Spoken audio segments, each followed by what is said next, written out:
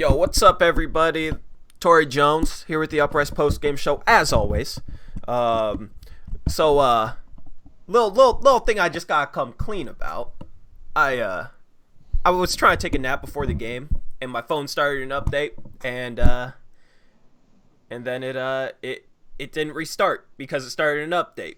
So then my alarm didn't go off before the game. So I literally slept through the entire game. But we got Eric here to break things down and break things down to me because I literally missed the entire game. And I'm pissed about it, and it sucks. And I need to get a real alarm clock instead of my damn phone because I woke up thinking, crap, what time is it? Look at my computer screen, 7:30. Looked at my phone, it wasn't turned on. It's like, all right, cool. But also, I got some Twitter things to set straight that you guys might have seen. So I'm going to do that, and I'm going to give Eric the floor, and I got a couple things I got to tweet out real quick at certain people, because there's been some drama today.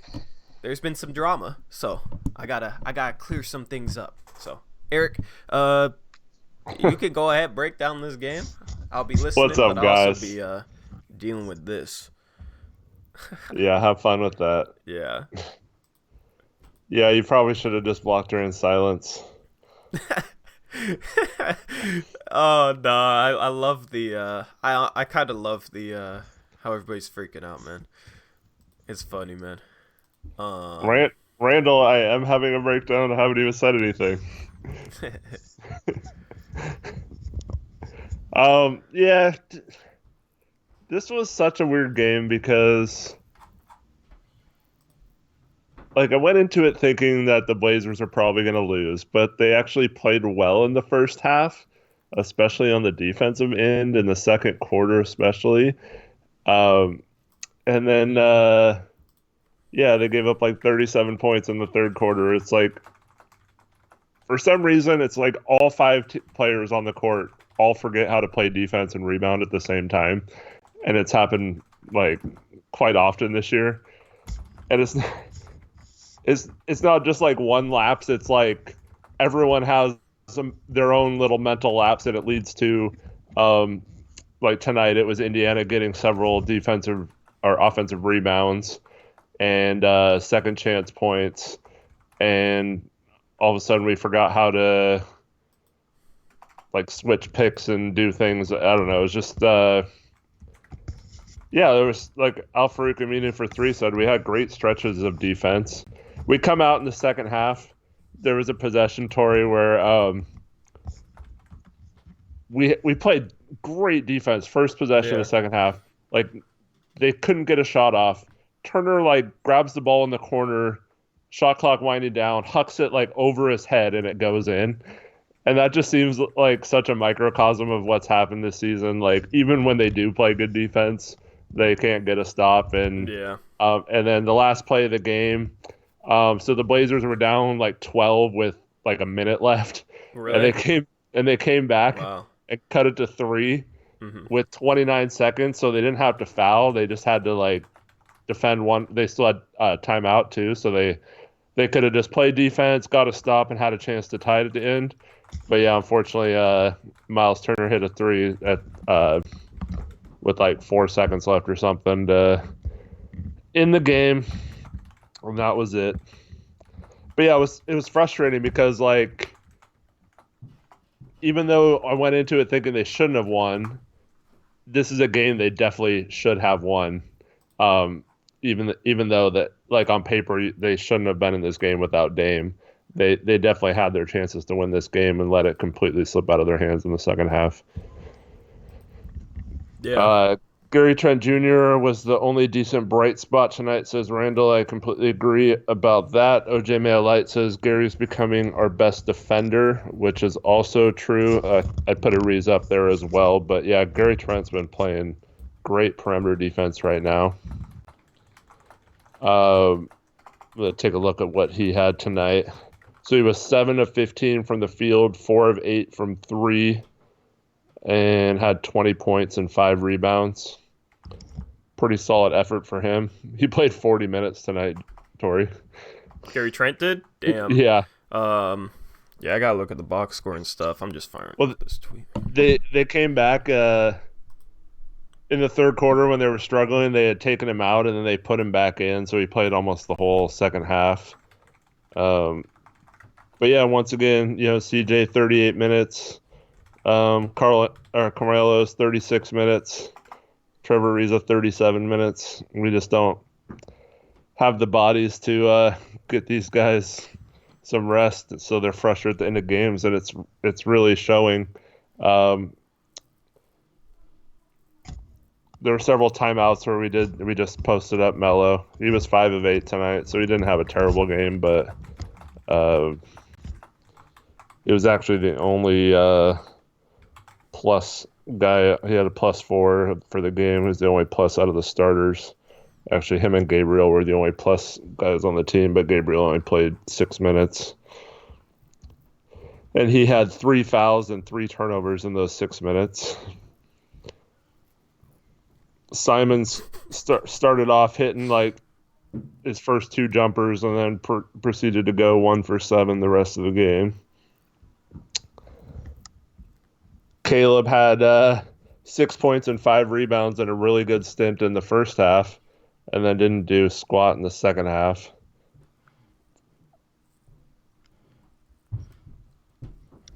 Block Boy says CJ lost this game. He took terrible contested shots, where 1 extra pass would be something to get open shot. Yeah, we kind of needed CJ to just take over this game. Unfortunately, he couldn't really do that. He ended up 11 of 27 from the field. He did have 8 assists, but yeah, we really needed him to hit some shots, and he wasn't able to do that tonight. Can't really win if he's taking 27 shots and only hitting 11 of them and not getting to the free throw line. Yeah. Yeah. All right. I'm going to bring up the box score, and I'm going to kind of tune in here. So, yeah, it looks like our bench struggled again, man. I mean, 15 points? Swanigan, yeah, well, like I said, Swanigan had a really good stint. He had 6 and 5 at halftime. And then which is good for Caleb. Yeah, I don't remember him playing more than like a minute or 2 in the second half. Yeah. And then, like I said, Simons hit his first 2 shots, like mid-range elbow jumpers, and then proceeded to go 1 for 7 the rest of the game. CJ not efficient tonight. Yeah. Still getting a lot of assists though. Sorry if you've repeated some of this. I'm just going back through the box score. Little didn't really do anything. Gabriel had 3 turnovers in 6 minutes. Yeah. Although I like his activity, but yeah, it just wasn't there tonight. And Oladipo came alive in the third quarter in particular. Of course, he have his best stretch of the season against us. Yeah. Because it looks like, we played a good first half. We held them to 13 points in the second. That's impressive for a playoff team. I mean, seemed like the defense was better. But what specific things would you say were better about our defense tonight, if there was things you can point out? Bro, I love the back of your hair right now. Just thought I'd say that. Is it standing up? It probably is. Like I said, I gelled it and stuff. So, what's up, Austin Wack? What's up, Austin? Yeah, so it's weird because I didn't feel like the Blazers played excellent defense in the second quarter, but Indiana's the type of team where they don't punish you in transition a lot, especially without Oladipo being 100%. And then they didn't shoot a lot of threes tonight. I think they only made 6 or 7 threes.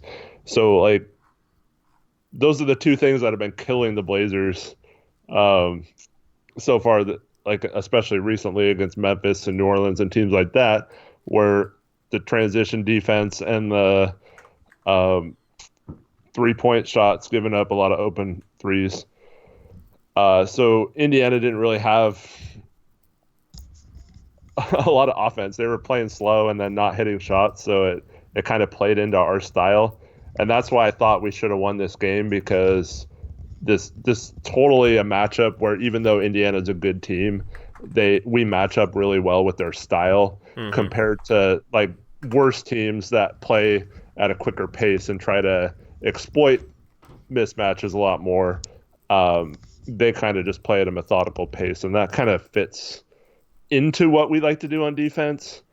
And like I said, they don't shoot a lot of threes either. So when we're giving up wide open threes at a crazy rate, it kind of helps when the other team isn't really exploiting that. Oh yeah, Sabonis got 3 fouls in the first half too, so he had to sit pretty much the whole second quarter. That really hurt them. Yeah, and crazily, that's their best player now. Like, and did he still have 20?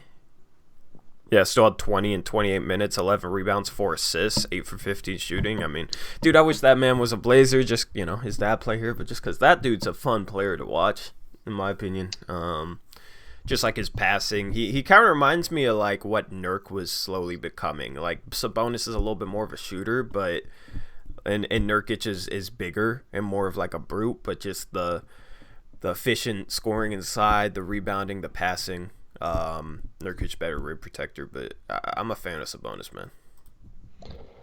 Yeah, they had 13 offensive rebounds too, and that I felt like most of those were in the second half, where in the first half we were kind of limiting them to one shot at a time, and they weren't hitting those shots. And in the second half, it seemed like we couldn't get a rebound again, and there were times they got 2 or 3 shots at the rim, and it ended in like a Sabonis lay-in or something because we couldn't box out. Yeah. Yeah, I mean, you got 2 big guys there. You got Turner, you got Sabonis. And we have to match up what? We had to match up Melo against them. I assume that's what we did, Melo against Sabonis. Like, honestly, no, we had Melo on Turner because I don't think he went inside the 3-point line the entire honestly, game. Yeah, he offensively he's a lot like Myers.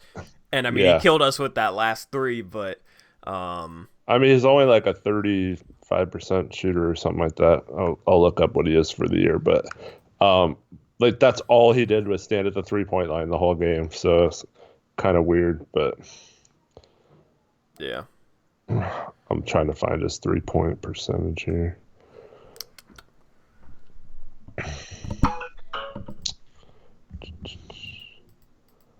Postseason. I don't want postseason.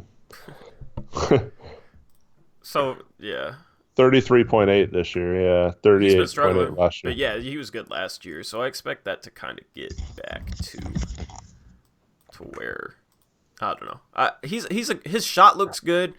Of course, he looked good when he hit that last second shot, man, but like he's a good shooter, so I mean, but that's the right matchup, because he sits out there and shoots, He obviously isn't Myers in terms of efficiency, but he loves to sit out there and shoot. All right, there we go. I found the pencil tool. Gotta show Neela Madison why she's toxic, because apparently she doesn't realize. So for those of you who don't know, I got screenshotted because I said I got block Neela Madison because I don't want that toxicity on my timeline, and she like screenshotted it and tweeted it out, saying what I love about our fan base is we're all arranged. Deranged, yeah. Deranged. And she's popular on Twitter, so she got a lot of favorites. And then the guy who now runs Rip City Project, the Stevie Cohen's guy, like started claiming I tried to get him fired and I didn't.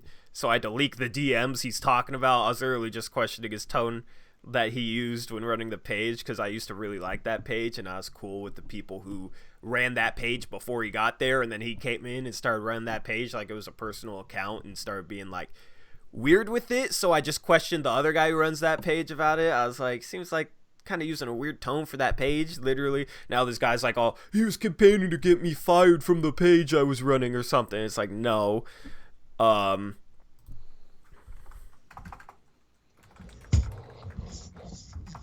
I didn't think what Neela said was that bad, because no, it wasn't. She basically said everyone was deranged. It's just, that people were going to come to her defense, so that's why she posted it, and she tried to look good while doing it,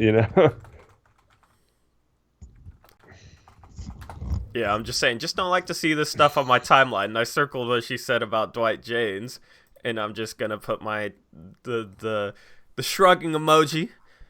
people were being toxic in her replies, but I expected that. I can handle that now. Thomas Doransky asked, did you talk about CJ? He looked kind of hurt and slow moving. He did take a shot to the nards. Did he? Another guy? Yeah, as people have pointed out, we're getting pretty close to maybe setting the record there. Yeah, I can't wait till Nurk's back because then we'll talk about how he gets hit in the face every game. But yeah, it's kind of been like that lately where there's some sort of a nut shot every game. And then, yeah, he was kind of moving gingerly after that. I forgot what happened. I mean, he had the ankle thing a couple weeks ago. But I thought a couple games ago he got hurt, but then came back in. So maybe that's still bothering him. I forgot what it was, though. Yeah. Henry says, after we are eliminated, Stott should get fired. While I may agree with that, it's not going to happen. Stotts has a guaranteed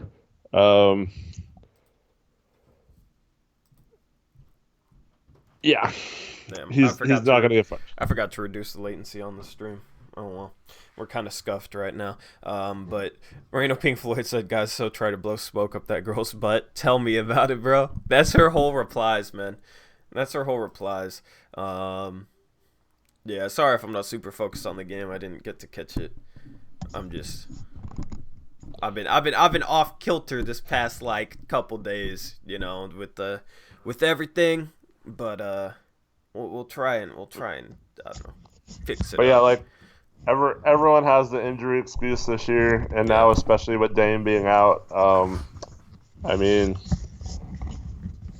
I would be shocked. There was an article that came out, I think it was Real GM or something, that said that Stotts has already been told that his job is safe for next year. So yeah, I'm just not even going to think of that as a possibility. So it just because there's no use getting riled up about it because it's not going to happen. But yeah.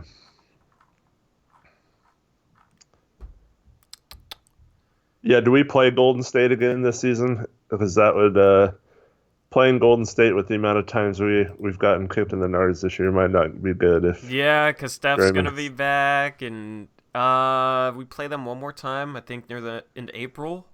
Yeah. I think like second or third last game of the season, if I recall correctly.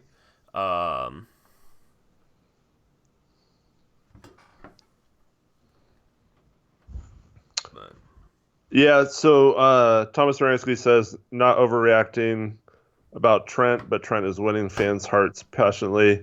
Yeah, like anyone who plays defense aggressively and also, hits the three, he's a really good complement to Damian, I think.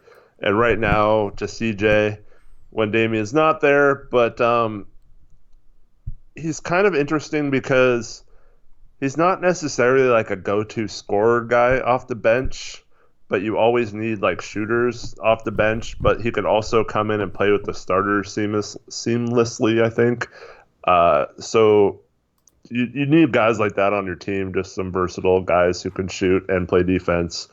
And the more of those guys we have, obviously, the better with our current situation. And I hope it's not going to happen this year just because of personnel, but next year I'm hoping we have some situations where we have, Trent at the 2, Ariza at the 3, Collins and Nurk, and you have, a defensive point guard maybe, or you have Dame or CJ in there with that group, and you can actually like shut teams down with your defense. That'll be weird to see if it actually happens because it's been a while since we've been able to do that, but yeah, that would be cool to watch an actual defensive lineup and guys that are all good at like team defense too. Yeah. You're so distracted. I'm so distracted. I know. I was waiting for you to say it. Yes, I am. I'm responding to the people that are trying to troll me on Twitter, and I'm kind of enjoying it. Not gonna lie. If you guys don't follow me on Twitter at ToryJonesYT, you can see all the stuff I'm I'm responding to right now. But honestly, man, like I'd have a lot to say about the game if I saw the damn game, man. Like there's nothing worse than waking up and it being dark outside. When you tried to take like an hour nap, it ended up being like a 3.5 hour nap, because that's what it ended up being. I fell asleep at 4 because I didn't really sleep last night. Try to take an hour nap, wake up at 5 for the game. Nope. And then I wake up and it's dark and I'm just completely like frazzled. And then I wake up and there's a bunch of people talking trash about you on Twitter. I'm like, ooh, okay. Like, I don't know, man. Henry asked, by what day will we be mathematically eliminated? Well, the problem is everyone around us is losing too right now. So yeah, like we're still right there in striking distance. If we just win some of these games, we still play Memphis twice. I think we're now tied or one loss behind New Orleans in the loss category, something like that. But I mean, if we start playing well and winning some of these games, like at Indiana is a tough game, so you weren't expecting to win this one. But like I said, you're 1-5 since in the last 6 games when you need to make a playoff push. That's not good. And Dame's only missed 4 of those, so you lost the 2 before the All-Star break you got blown out of the gym by both Memphis and New Orleans, who you're fighting with. But then you look at the schedule, and our next 2 games are against Atlanta and Orlando. So if we just win those 2, we're like fine, and then you maybe get Dame back next week and Nurk's shortly after that, and you think maybe they can go on a run. But yeah, it's just really weird right now.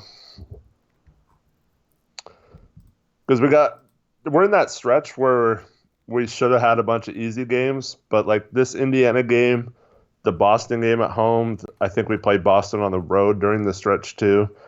Like those were supposed to be like our tougher games out of this stretch. So this next stretch of games should be pretty easy, but yeah. You never know with the way the Blazers are playing. Yeah. I could see them going on a big run. I could see them just folding. And remember how excited we were for this stretch? Yeah. Now we're what, 0-5 during the stretch?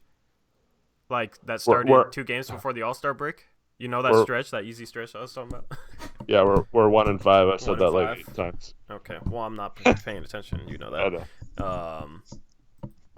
But I didn't hear any. I was trying to pay attention to the numbers you were sharing. Henry M says, Eric, if we start playing well, do you still have hope? Seriously, I'm not saying I have hope to like do damage in the playoffs or like be a good team or whatever. I'm just saying we're still right there in the presence of getting the 8 seed. Like we still can get the 8 seed, even if we don't play tremendously great down the stretch.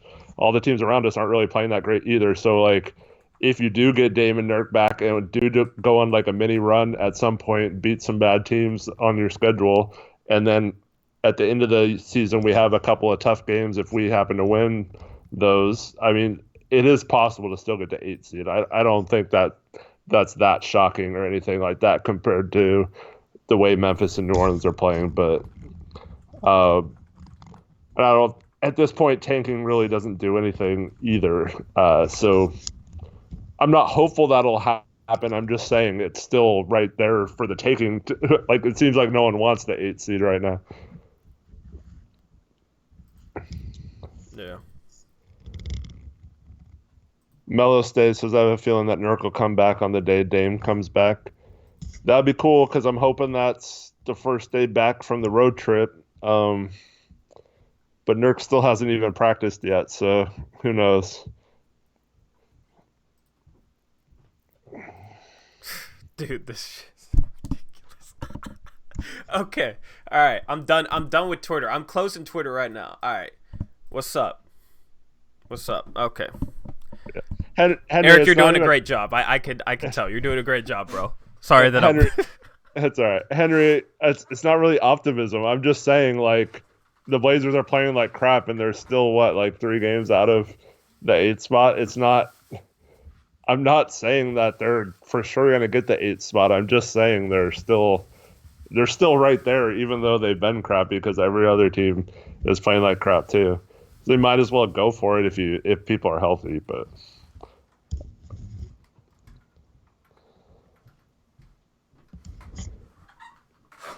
And the Fatal says the Grizzlies aren't the threat, it's the Pelicans. But yeah, we're like, I'm going to bring up the actual standings so I'm not talking out my ass here. All right, I'm back. I didn't say I was leaving. Okay, I just needed some water. I'm testing you. This is your test to see if you can like survive me just being absolutely no help on a post game stream. I'm fine. I'm just having fun with chat. I'm just reading chat. So, we're tied. We're tied with New Orleans right now. We're one game back in the loss column though. But yeah. So even if New Orleans is a threat, we basically control our own destiny. Because they're not going to win out. So, I mean, we just have to be better than them from here on out. Yeah. And they have an easy schedule too, but yeah, I don't think they're like that great of a team to where they're going to win like 19 out of 22. So, like none of these teams that we're with are good enough to win that many like 17 out of 20 or anything like that. Like, so as long as all these teams catch Memphis, it's just going to come down to who wins here at the end. I will say this: with how bunched up these teams are, with how bad they are, it could be a good thing because like we could make the playoffs, or we could easily have like the 10th pick, right? You know, in the lottery and have a higher chance of getting up.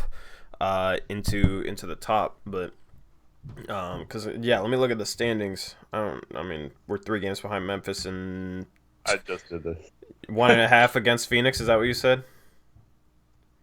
Shit, man, you got everything covered. You said 1.5 against Phoenix. Yeah, we're 1.5 up on Phoenix. Bro, 1 up on Sacramento. I didn't think you could cover literally everything that I'd want to talk about over an hour in the course of like 15 minutes. I don't know what you want to talk about. I mean, normally I'm breaking down the game like hardcore, like very specific things about the game, but obviously right now I didn't see the game, so yeah. Next game. So updated strength of schedule remaining. New Orleans and Portland are still near the bottom. Only Atlanta's below those two teams. So, I mean, we're still right there. New Orleans plays Atlanta twice. That helps them. We both have 2 games against Minnesota, 1 against Cleveland. We still play Detroit once. We still play Golden State once. They play the Knicks still. So Eric is more efficient than you, Tori. Yeah, you're more efficient than me right now. I should quit my job. Nah. Hey, Trevin, don't ever say that. I'm going to go on Twitter say you're campaigning for me to be fired. Bro. Yeah, I got some emails saying that you need to be fired. No, oh, let's see. I don't even have that power. Okay. God, man. You didn't see the game? Nah, man. I already told. Bro, I guess the People's Mix wasn't in here from the start. No, I set an alarm at 4. I was trying to take a 1-hour nap on my phone. My phone like went through an update, so it restarted. Right? So it like restarted, and then I had to put in the pattern. You know, it was on that like preview screen, like when you start up your phone and you have to put in the pattern. I don't know if that's an iPhone thing. I have an Android. But yeah, so like on that screen, my alarm can't go off because my phone isn't completely started all the way back up again. So automatically restarted, got stuck on that screen, couldn't start back up. So my alarm didn't go off. So I slept till 7:30. Woke up for the final 30 seconds of the game. Yeah. No, I woke up so frustrated about that, but what are you going to do? What am I going to do? Actually, probably get a real alarm clock instead of my phone. But yeah, no. So I woke up and was very frustrated because I saw it was dark outside and I knew it was like, oh God, I'm so frustrated with that. I hate that. The other thing too. So I commented on there was some. I think it might have been StatMuse or one of those sites was talking about like breaking down Utah's like really bad stretch here. over the last like 12, 13 games. And I mentioned how they said they only had like 4 wins during that span. And I mentioned that one of them was like the goaltend game too against the Blazers.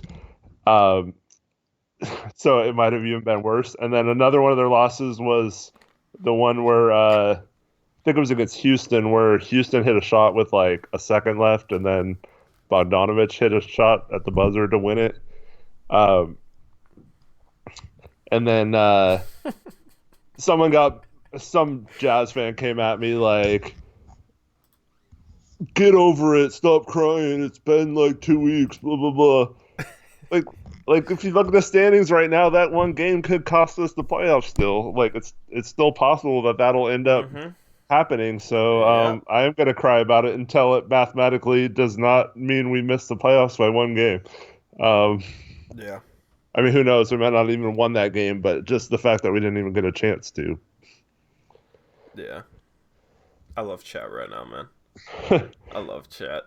Yeah. Eric, you're close to your first triple double. Tori's a hot mess. Uh, after an hour and a half, Blazers Uprise always turned to what Tori ate today show. Come on, Tori, you know Chad doing never sleeps. Oh man.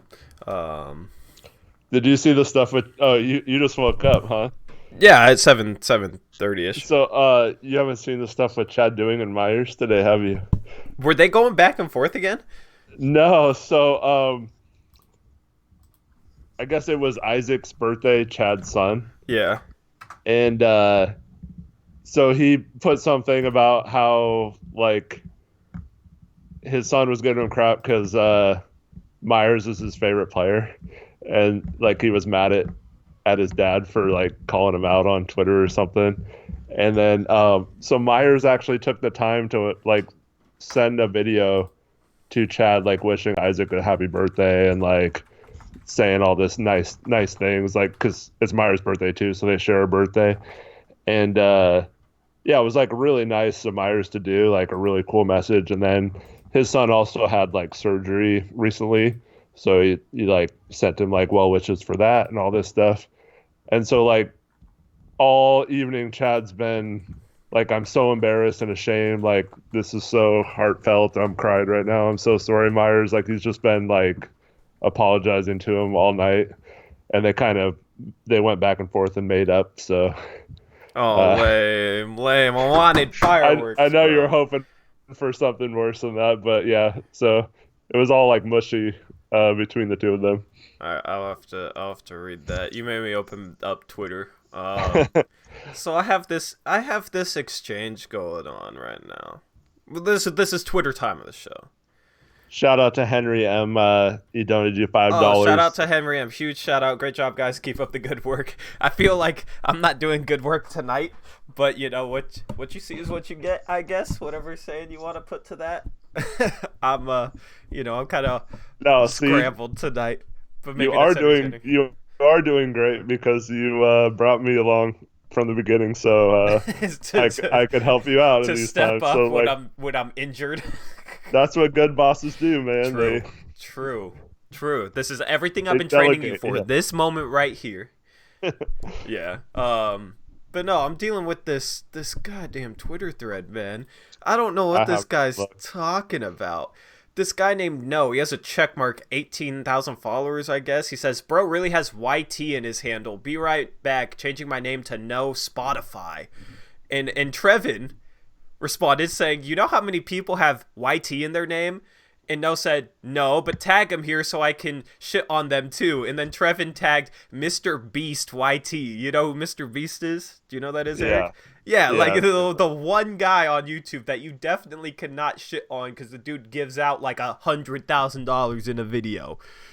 yeah. So then this dude replies, "Cool, shout out to at Mr. Beast for swiping some YouTube dork's handle before he had a chance to then remind him about whenever possible king shit." Like, What? I'll bring it up because it literally makes no sense. I don't know who this guy is. What Maybe does you that guys even know who mean? this guy is. I don't know. I'm very confused right now. But so is it up right? Yeah. So like, I don't.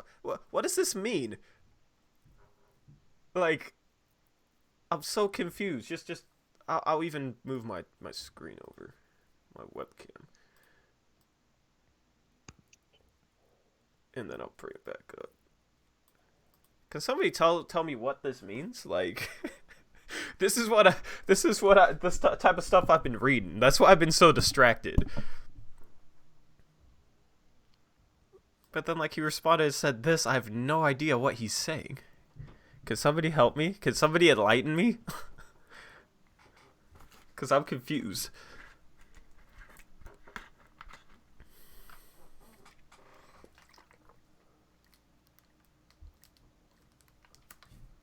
Does that make any sense to you, Eric? No. Yeah, that's...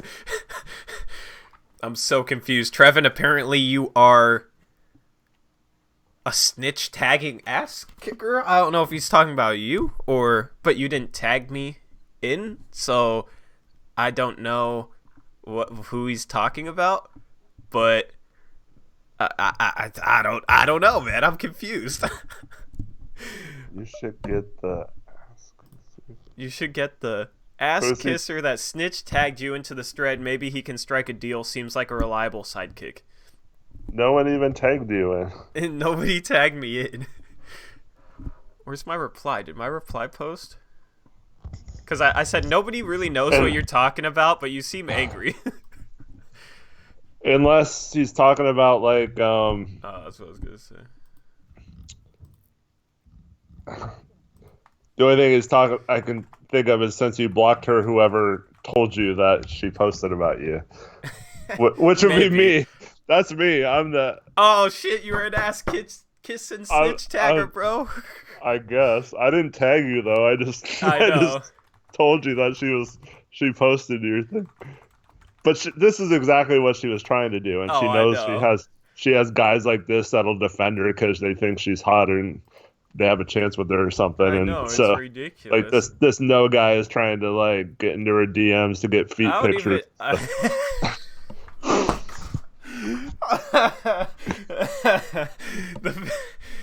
That's what you should say. Just ask him if he's trying to get free feet pictures by standing up for this chick. Like, I guarantee you he doesn't even know her.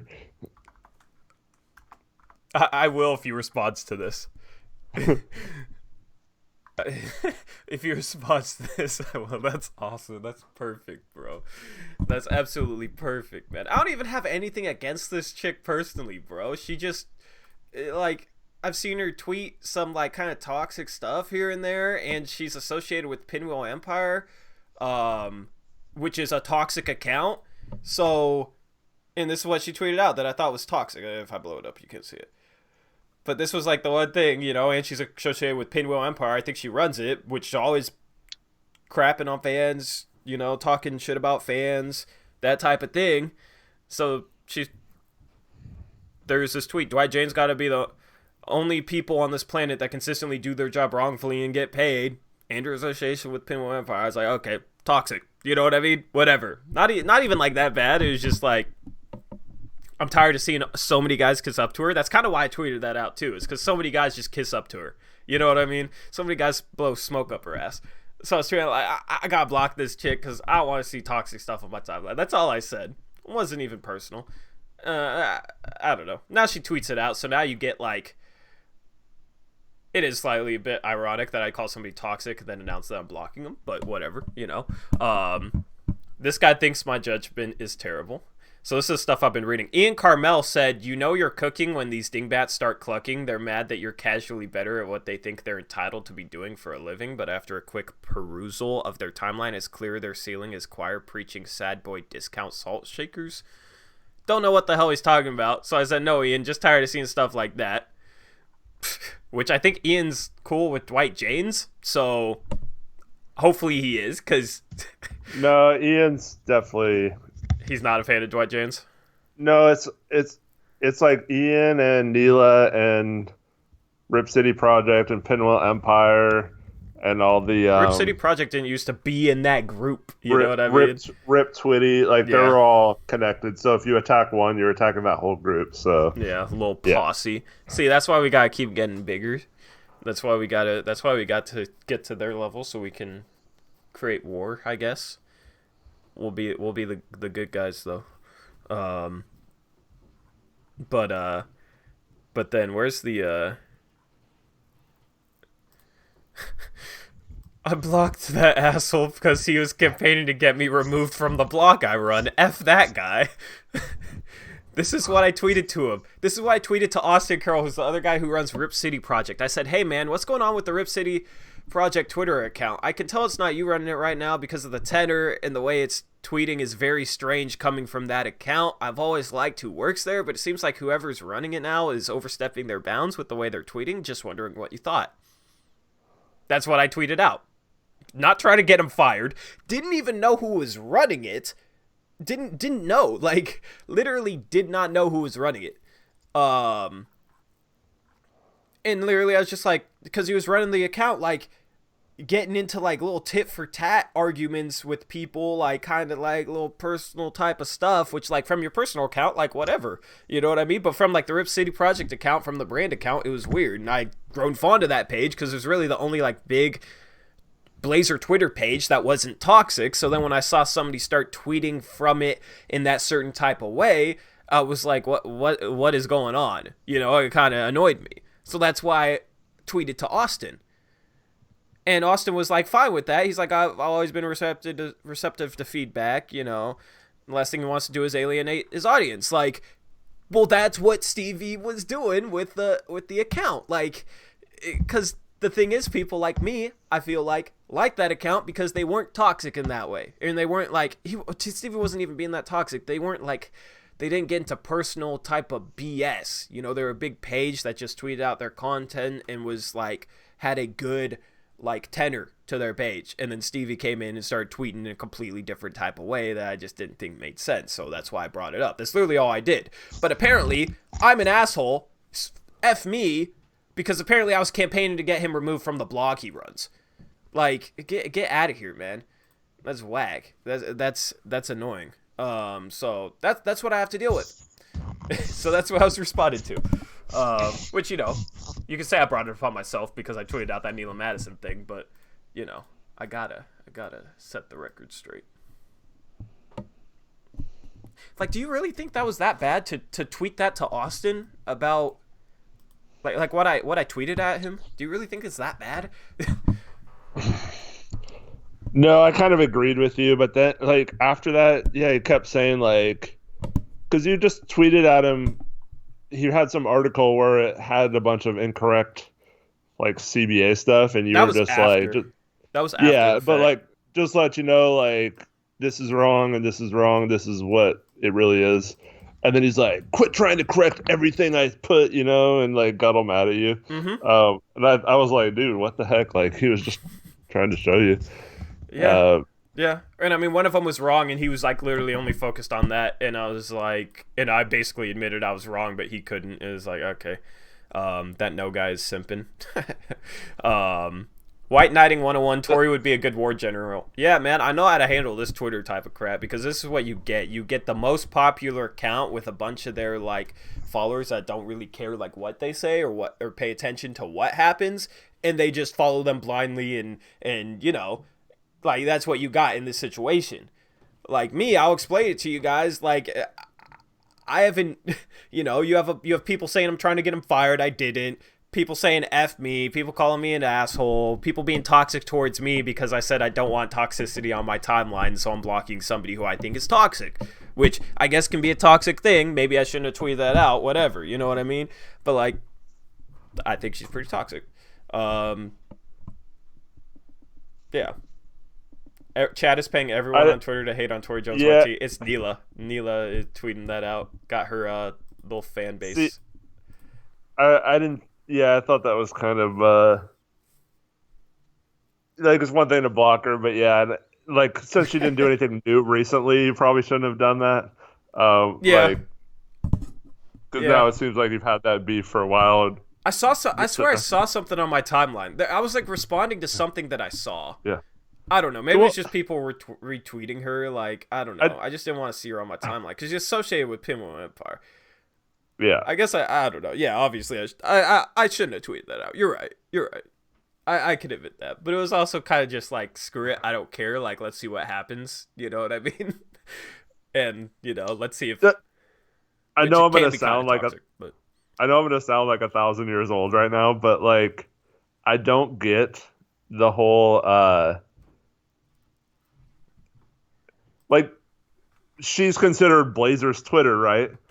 But other than being a fan of the Blazers, it's not like she has anything to say about any games or like what happens on the floor or like yeah, breaking down anything or like yeah. it's all about her and her like just her feet and her dating life and her love for Mo Harkless and stuff like that. Like it's not. It's cringy, bro. There's like nothing like informative or like thought provoking or anything about the Blazers. Like so, like that it bothers me that that's considered like one of the elite Blazer Twitter follows. Yeah,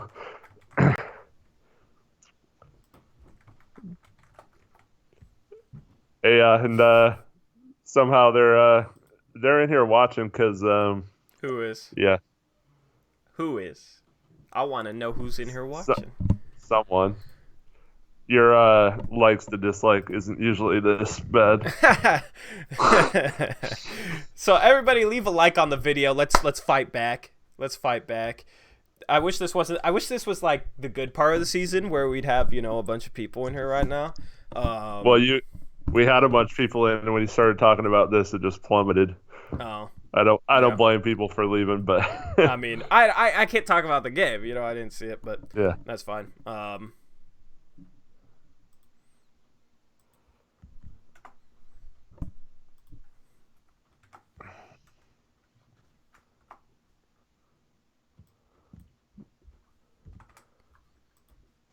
My entire identity isn't tied to a platform, so I'm really happy. Your Twitter identity isn't tied to a platform. Oh, okay. I don't understand this guy. So I'm just saying, no, gotta get them feet pics. There we go. There's your little dig. But no, I mean, like, this is more.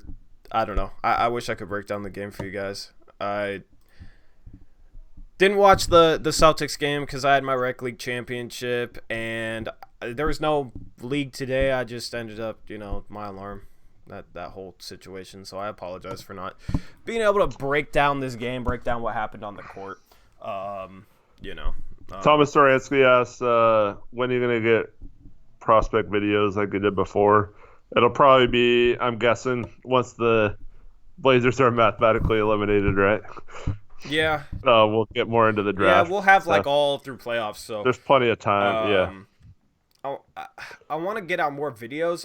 I'm working on trying to find a part-time job, and I'm working on another part-time job that I'm trying to get, and I'm just kind of like busy with my personal life trying to get some things done, and then dealing with some other like personal drama, whatever. I'm not gonna go into that. But like I don't know, my life's been hectic as hell lately, which shouldn't be an excuse, but my life's been hectic. So as far as videos go, I filmed the mailbag. I wanted to get that out today, but obviously it's 8:30, so I'll hopefully get that out tomorrow. Because I should be up for a while, because I just took too long of a nap. But as far as other types of videos, would like to do more, but it's just until I get some stuff sorted out, it's gonna be hard.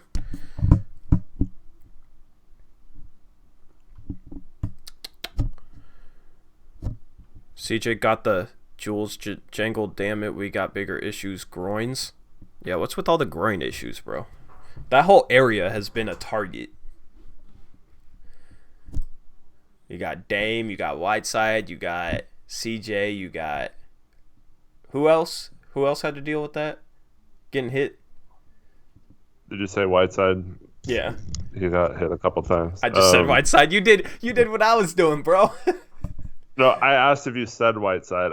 I didn't hear what the first part of that cut out. Oh, it cut out. No, that's what I was saying, because I literally just said Whiteside. Yeah, Whiteside, CJ...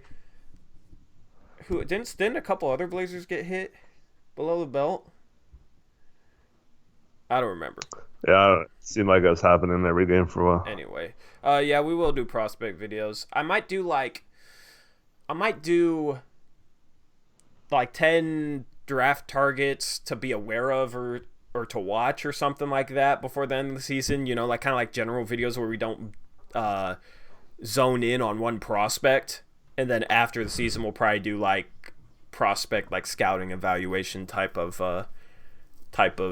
videos, if that makes sense. So like I might do one soon. I want to do one soon where I give you guys some prospects to pay attention to, just so you guys can watch them through March Madness and through all that, so you guys can see them for yourselves and maybe make up your mind on them as players. I think that'd be something cool, and then I can break guys down after the season. What do you think about that, Eric? Yeah, sounds great. Blazers aren't great to watch right now. Well, watching more college basketball, being more familiar with the teams makes March Madness more fun. You know, that's what I've always figured out. So I need to catch up on stuff. I've been trying to watch like full highlights and that type of stuff because I haven't really watched many games. But I was asked what I think of Paul Reed. I actually have the DePaul Villanova game. Who was that? That was Thomas Saransky. Are you under a different name than you usually are, or are you a different Paul Reed fan? Because I have the DePaul Villanova game, so I can watch City Babe versus Paul Reed from last week. That's actually next on my queue to watch, but I've been watching a ton of games lately. I've watched every Dayton game lately because I love watching Obi Toppin. And then, I have a bunch of like Villanova games on there. I have some Memphis games for. I wanted to take a little closer look at Precious. I've watched a bunch of Auburn games recently to scout Okoro. Thought there was one other team I was focused on right now, but yeah. Draymond got ejected. What'd he do? Of course he did. Probably threw another chance. Why did you change your name, Tommy? That's Tommy Thompson. I knew it was him. The Thomas Saransky guy? Yeah. Oh man, that's Tommy Thompson. Man, I thought we had somebody new in here watching chat, and I was like, dope. Gotcha. Thanks. I thought there was two Paul. I thought there was two Paul Reed fans, but there's still just one. Yeah. Should have been a giveaway. You started talking about Paul Reed. LOL, that girl's fans were calling you a Stotts hater. Yeah, no, that guy said, there's a Stotts hater. He has terrible judgment. And I just said, I played some college ball and it's broken down a lot of film. I think my judgment might be okay. God, man, you gotta love when random people say that. Anyway. Oh, he doesn't want to. It's already been out there, though. Yeah, I've already shouted you out. I get that, though. Yeah. Ain't nobody gonna come find you. If anything, they're gonna come find me because I'm too toxic. You know, I'm too out there with my toxicity. As I fix my hair, what's wrong with me? All right. Alex Morgan asks if we can do a quick spiel on my thoughts on the Astros cheating scandal. Even though that doesn't have to do with basketball, it still has to relate with like teams cheating and punishments and stuff like that. I think it's dumb when like teams get stripped of, like it happens in the NCAA a lot, where they have to vacate their Final Four appearance or whatever. Like no one's gonna go like, oh, only 3 teams made the Final Four that year? That's weird, you know? Like, so I don't think they should be stripped of the World Series title, but I am a little perturbed with how they handled it, like in their press conference the other day. I guess that was like a week or two ago now, but yeah, I'm just kind of disgusted that they were all just kind of like, wasn't a big deal. Sorry, but so yeah, I think the players should have gotten more of a punishment. I understand why they didn't, but yeah, I hope they get beaned all the time this year. It's already kind of funny. They've been getting beaned a lot in spring training.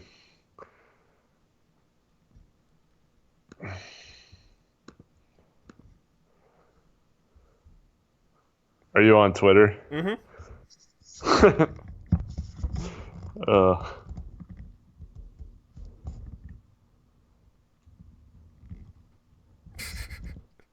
Pat This no Riley? guy is a clown, bro. The problem with beating them all the time, though, is then they're gonna get on base and they're so good that like they'll start to hit. But I lost all respect for guys like Justin Verlander too because like he was always saying like, oh, people need to play the right way and stuff, but like you knew about them cheating the whole time. You didn't say anything or do anything about it. So like even the guys who didn't cheat, yeah.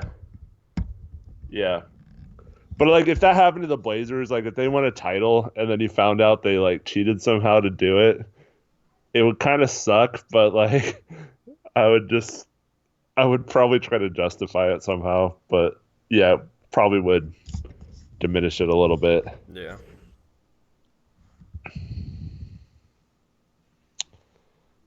Yeah, it'll be funny if all their batting averages just plummet this year.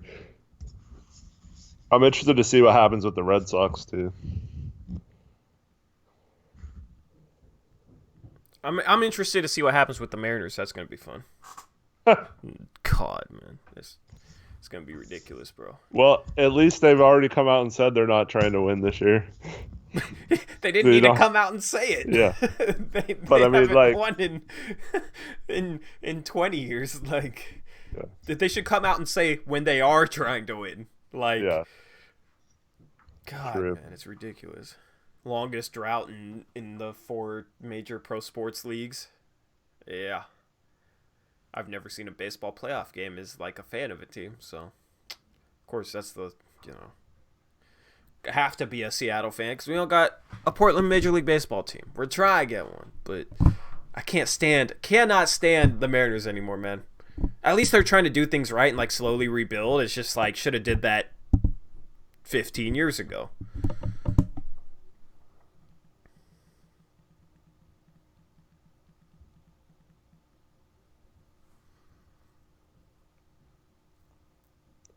I don't know why none of your retweets come up on my.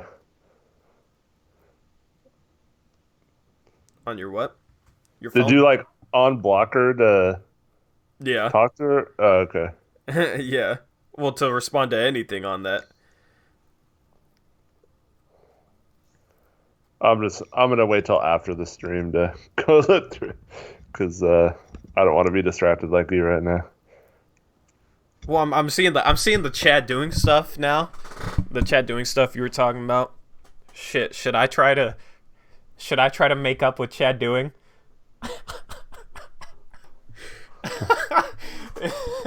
Should I like try to get Chad on my side? Like we're recruiting now, right? We're recruiting for this, war, allies and right? Isn't that how this works? Isn't this how the real world Twitter works, guys? Am I out of line here? Like, I don't know if you want Chad on your.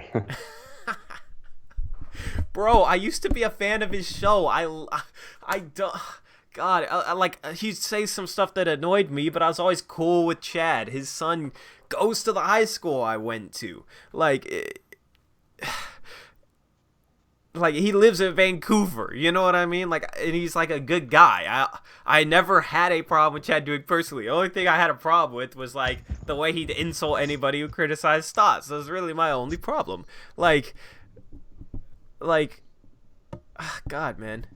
I have no problem with Chad doing like personally. I still listen to his show, but he literally just ignores me when I tweet at him about it now. So it's just like, but I don't know, man. You just didn't need to insult people over not being a fan of Stotts. That's the only thing I didn't like. But oh man, whatever. That's the. I care more about what he thinks than Pinwheel Empire or anything else. To be honest, I don't really care what he thinks, but like, all the people responded to that Neela tweet. I don't care. Chad, I was actually a fan of his show, so I just think it'd be funny to like put him in the Myers position and see if he returned the favor. But I'm clicking through that right now. Astros should change their name and move to a different city. Would you guys take? For Portlanders that want a Major League Baseball team, would you take the Astros? I would take it if it was the only way we could get a team. I wouldn't probably become a fan though. Yeah, I would. I don't know. Just purge the whole team. Just like send them to like the minor leagues, and then give us a team. They can be a minor league team for a year. That would be a funny punishment, and everybody that participated in that has to be a minor league player for a year. That would be funny because, like, yeah, you could like ban them for a year, but like it's humiliating if like you have to play a full season in the minor leagues. If you don't, then you still have to. You can't come back until you play a full season in the minor leagues. So like Altuve had to play down there. Like that'd be like embarrassing. You know what I mean? Granted, they would destroy the minor leagues, but.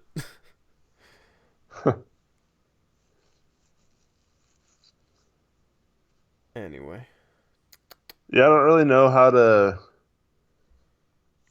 I mean, you can't just like abolish them or whatever, but yeah, that's a tough situation to they handle. they definitely needed a bigger punishment than what they got, especially after the way they're acting afterwards.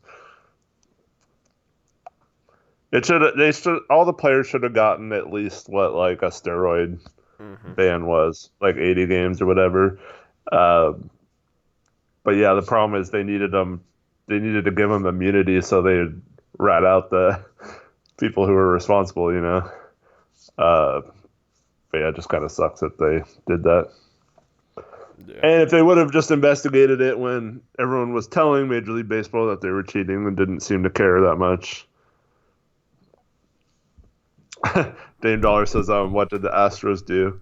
They used like a complicated video system, and they had like these interns who had what was called like the code breaking system.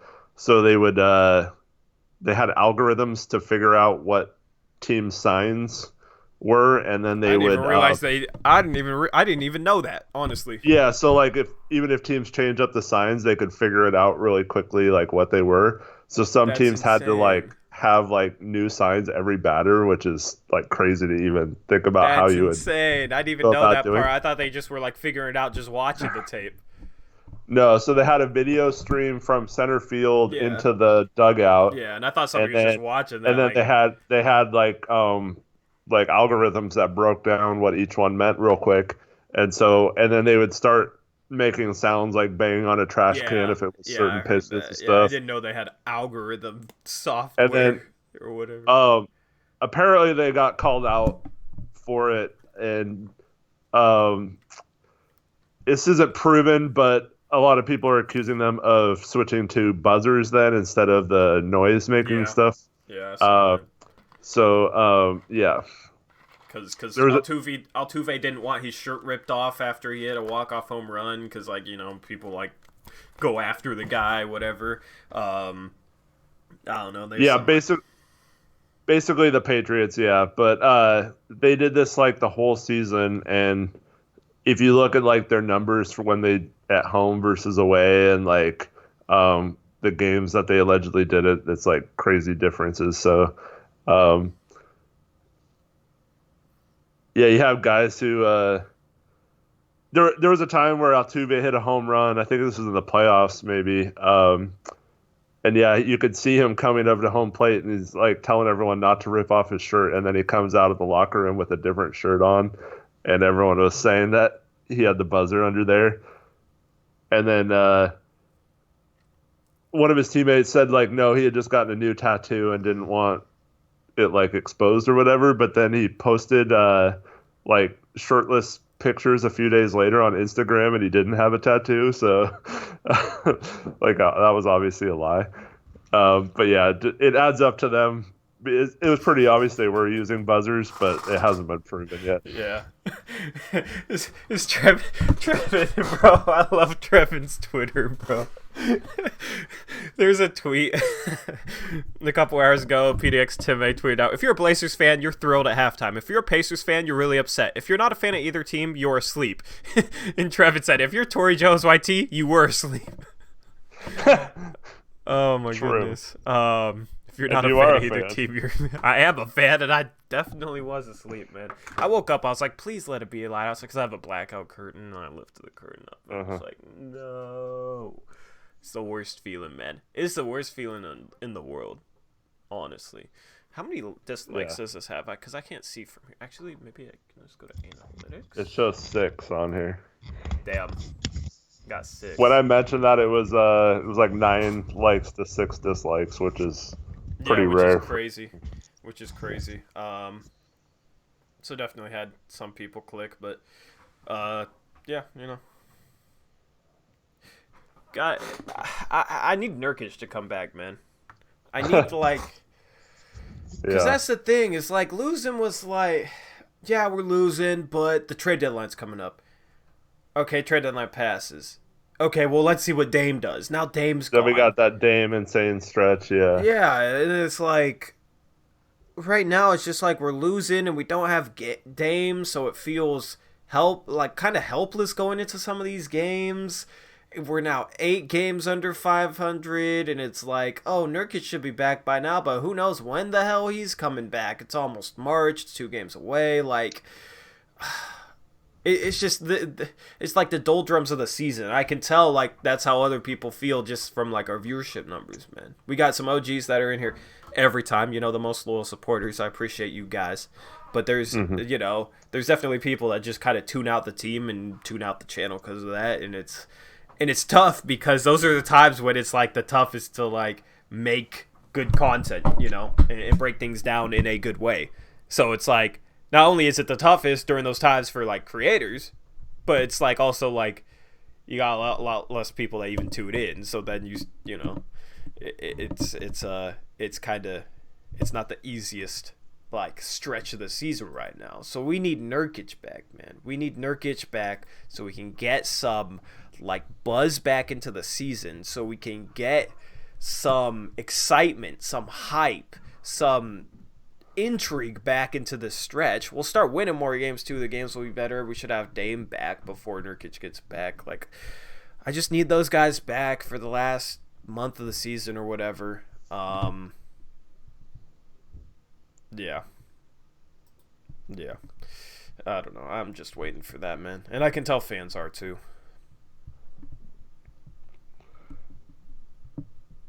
AM Production says, told you all should have traded Whiteside for Otto Porter Jr., but no, Olshay's the dumb A, and Terry's coaching effed it up. Well, I mean, Torrey, yeah, if we kept Whiteside and don't make the playoffs, and yeah, it's gonna look bad. Yep. What was I gonna say? God, it just. Where was it? Tori, if you had to pick one person in chat, me, Trevin, Captain Cap, and Russell first round, Axel Westbrook, Brian Scalabrine, and first P last JL, who would it be? That's like asking a parent to pick between their favorite children, Not calling you guys my children. I mean, like, you can't ask a parent to pick between their favorite children. You can't ask me to pick between the loyal people always in here, man. Like, that's first like... P last J. Yeah, I gotta get that. What? I gotta get that rap song out for him, man. Yeah. Oh, Portland Mate just said that too. I'm trying to learn how to. I'm trying to learn how to mix and like. I'm just trying to make it. I'm too like hard on myself. I'm trying to make it like not bad, so that I don't get clowned for it. You know what I mean? That's kind of where I'm at right now. If I have to put something bad out, then I will.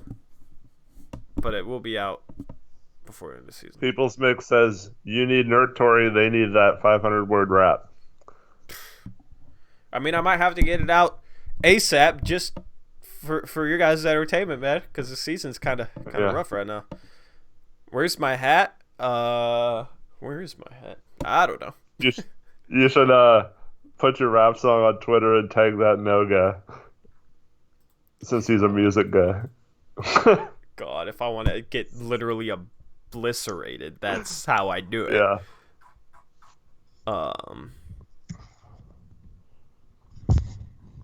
Mellis Day says he saw Zach shooting in pregame workouts.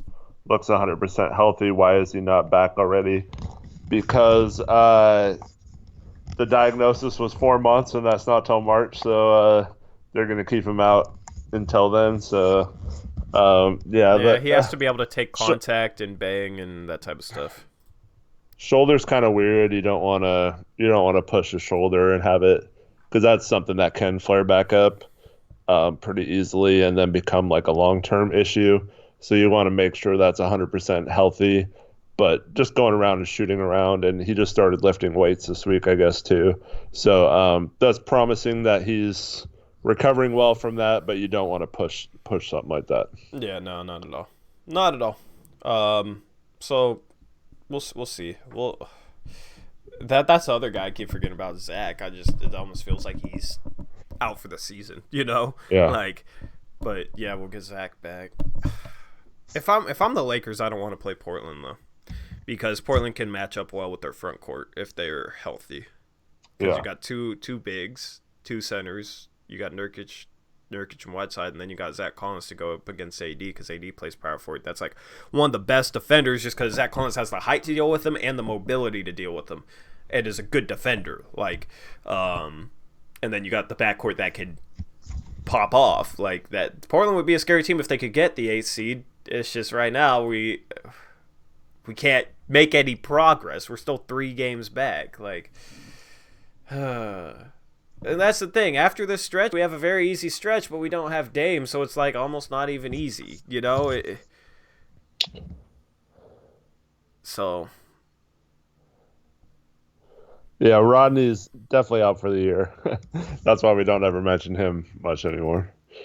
yeah, for sure. But I mean, like, after this, let me find it, because I think these were like. I think after this we don't play another playoff team for a while. Let me see. You got. Well, technically, Orlando's a playoff team. I don't count them as a playoff team. They're 10 games below 500. I think. What is their record? They are. Okay, they're 26-32, so I guess they're not that bad, but I don't. Better than us. Yeah, I don't count that as a playoff team.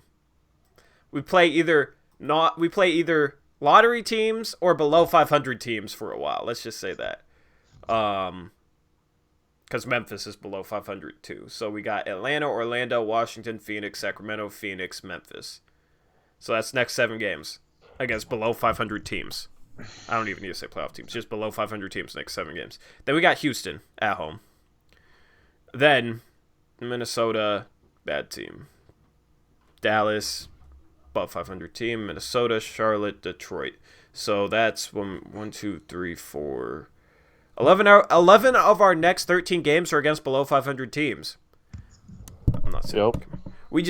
We need Dame back, and we might not beat Atlanta.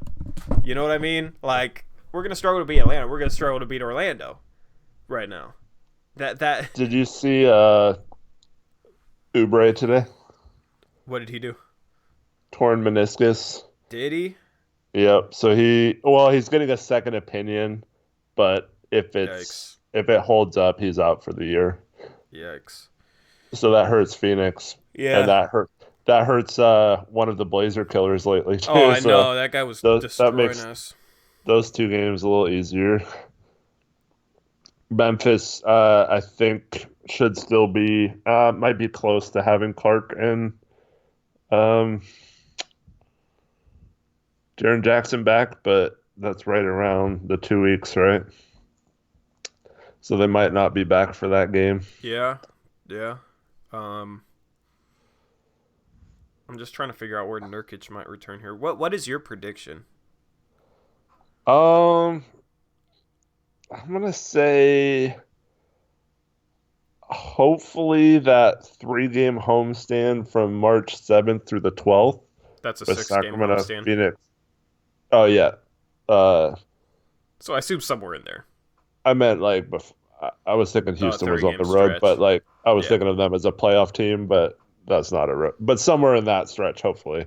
Um, it'd be nice if you got Nurk back towards the beginning of that and Zach back towards the end of that. But Yeah. I mean, that's I'm through getting my hopes up with that. Like, I mean, we still got a little bit more than a quarter of the season left to go. You know what I mean? It's crazy. I feel like this season's flown by, man. But then when I think about how I was in my old house at the start of the season, it feels like it hasn't flown by. It feels like it's taken forever.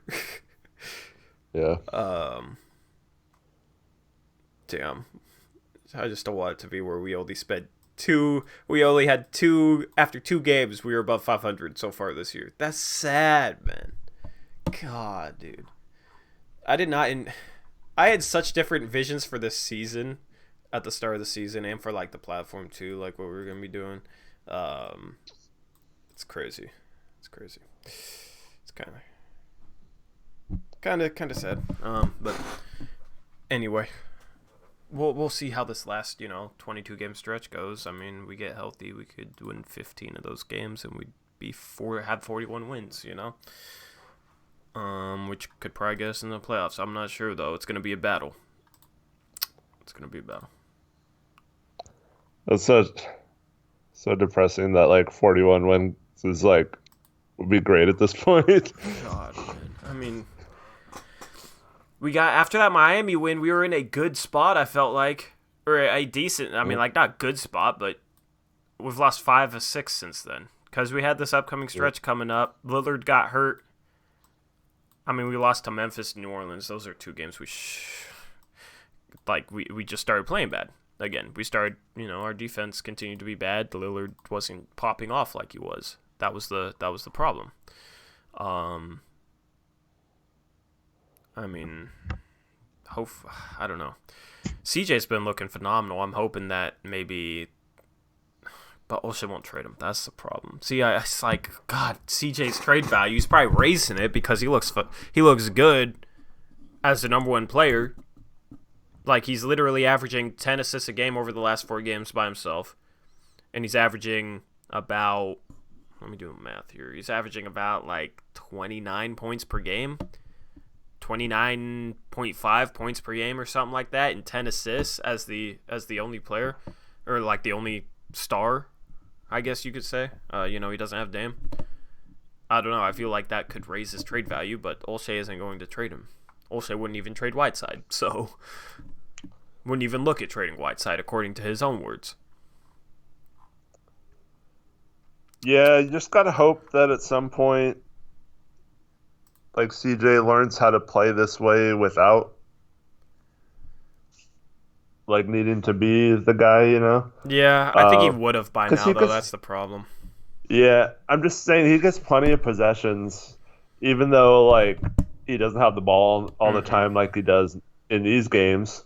He still has the ball in his hand a ton with Dame in the lineup. So like he just needs to figure out how to be effective like this as the primary ball handler, especially when he's playing with the second unit.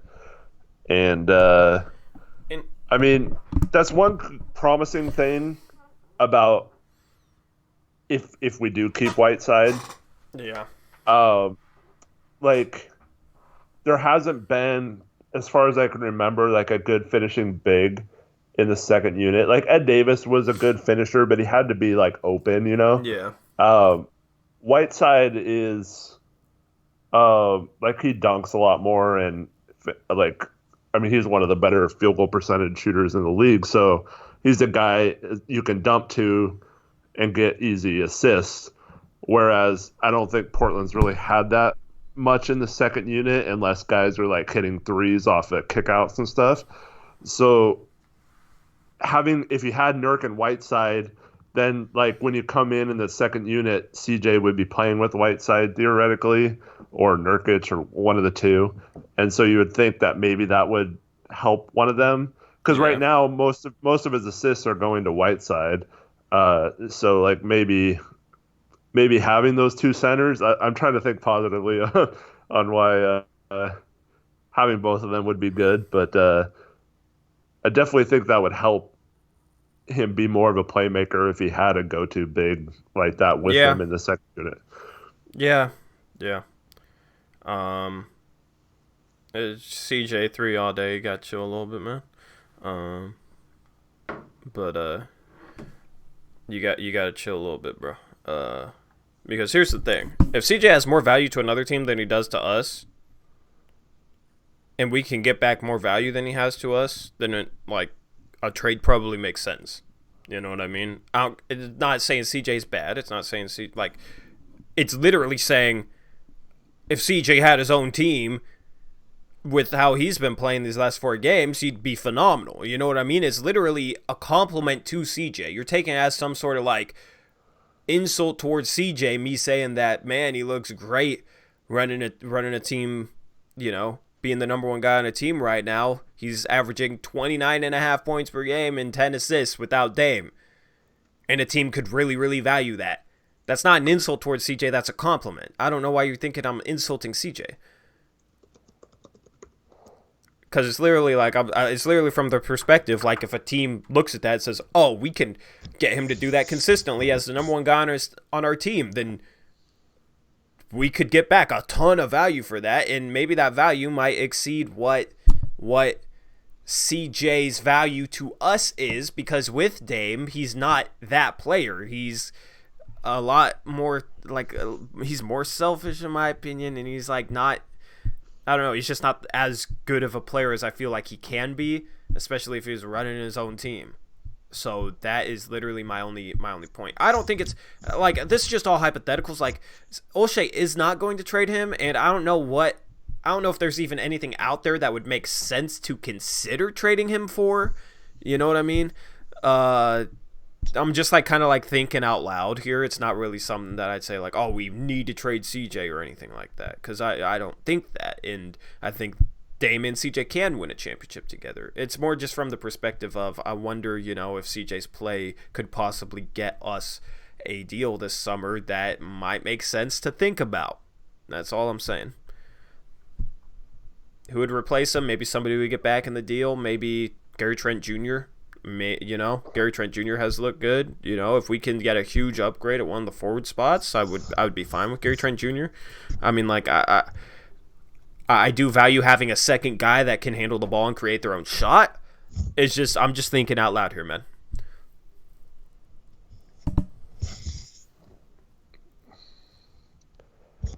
Lil Bakel says before the deadline, we said that Whiteside probably wouldn't want to resign to a team where he'll probably be playing the backup. I don't know if that's quite how we put it. I said that wasn't a good idea. But now that he's here, I feel like we have to re-sign him. Otherwise, we wasted the asset. So, like, whether that's re-signing him to trade him down the road still so we still have value at a more reasonable contract, or one that still has some value versus him as an expiring $27 million contract and just trading him as an expiring versus his value on the court. But, like, I'm just trying to think of the positives. But, like, he'll resign because he thinks he can play power forward next to Nurkic, which won't happen. But, like, he'll think that is why and he'll resign. So, like, I don't think it's going to work, but I feel like we have to do that now. So we're kind of stuck. Yeah. It's just kind of frustrating. Yeah. Yeah, it was more of a reason to not. It was more of a reason to trade him, like, because that's a risky thing. Trying to get him to come back, man. I actually, what's really weird is I kind of want to see Dame, CJ, Ariza, Collins, and Nurkic like on the floor. Like, I don't really want to trade CJ unless it's for something like something you can't pass up, Yeah. And I've actually been kind of a proponent of trading CJ in the past, but like we're kind of stuck with this roster now. But I'd actually like to see the roster before making a judgment of whether that can work or not, because you have a ton of length in the front court with that lineup. And like once Hood comes back, we've talked about this before, mixing Hood in a little bit with either Dame or CJ instead of playing them so much together. And that lineup could defend well enough. And I think Dame and CJ are fine if they have three good defenders in the front court. But you're seeing that's why Melo doesn't work on this team long term, because you can't have a defensive liability at the four when you have Dame and CJ in the backcourt.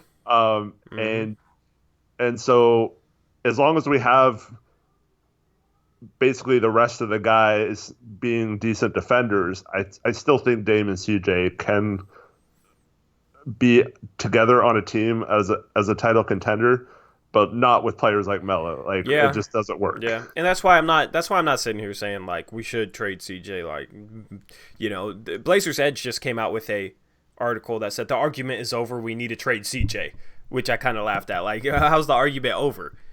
Like, it doesn't make sense. Like, I'm not saying anything definitive. It was more like a hypothetical. But I agree with you. I want to see him play with 2-3, like legit 3-and-D small forward, or not small forwards, two legit 3-and-D forwards. Yeah, I threw in the small in there. I didn't mean to. But you know, because we've had solid defenders, good defenders, Harkless, Aminu, but they were suspect from three. They were suspect offensively. I want to see two players with that level of defense that provide better offense, combined with Nurk, combined with Dame and CJ. I do want to see that. I do want to see how good that team would be.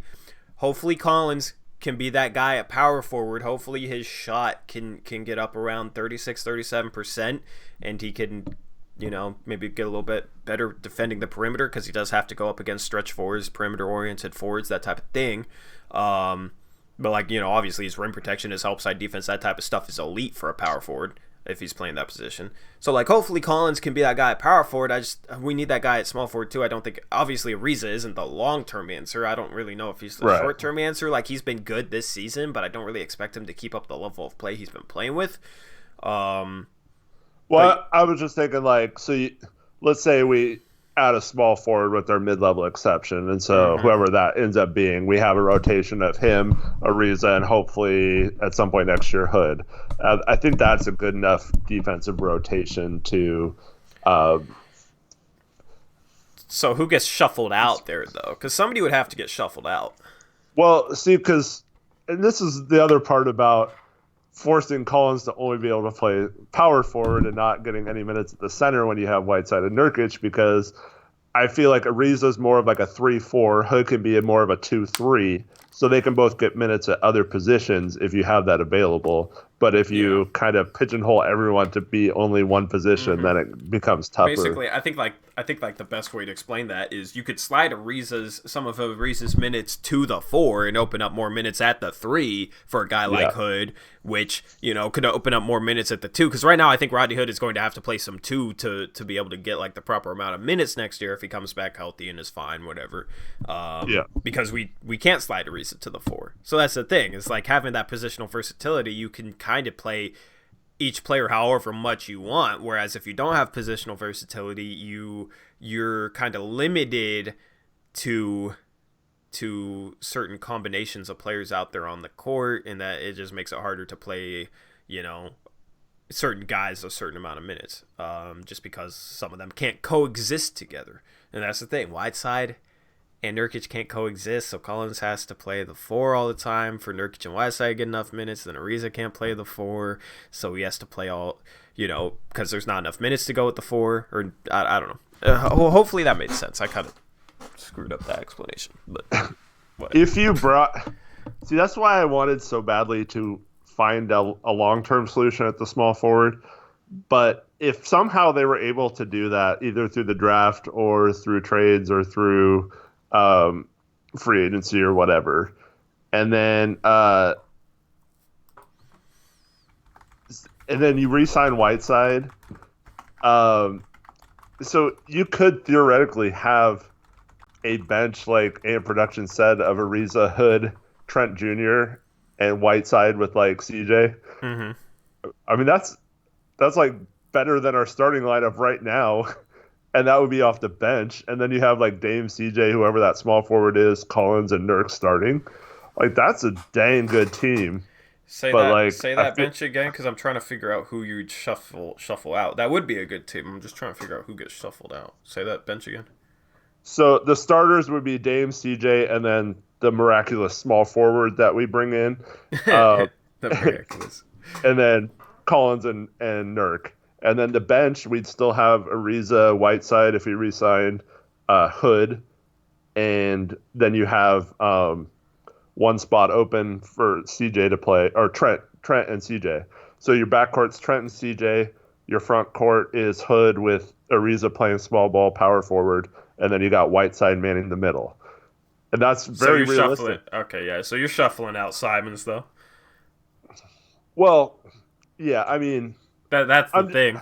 That's the thing is we're probably gonna have to shuffle out Simons or Trent, which I don't think it'll be Trent at this point. I think it will be Simons. I see us being in a position where we can't, play Simons. We don't have minutes for him. and I mean that's little too. But like Little too. a lot of that, though, I mean, with how cautious they are with players coming back, I'm not assuming Hood's going to be back at any point towards the beginning of next season. So, and if he is, they're probably barely playing him. So, Yeah.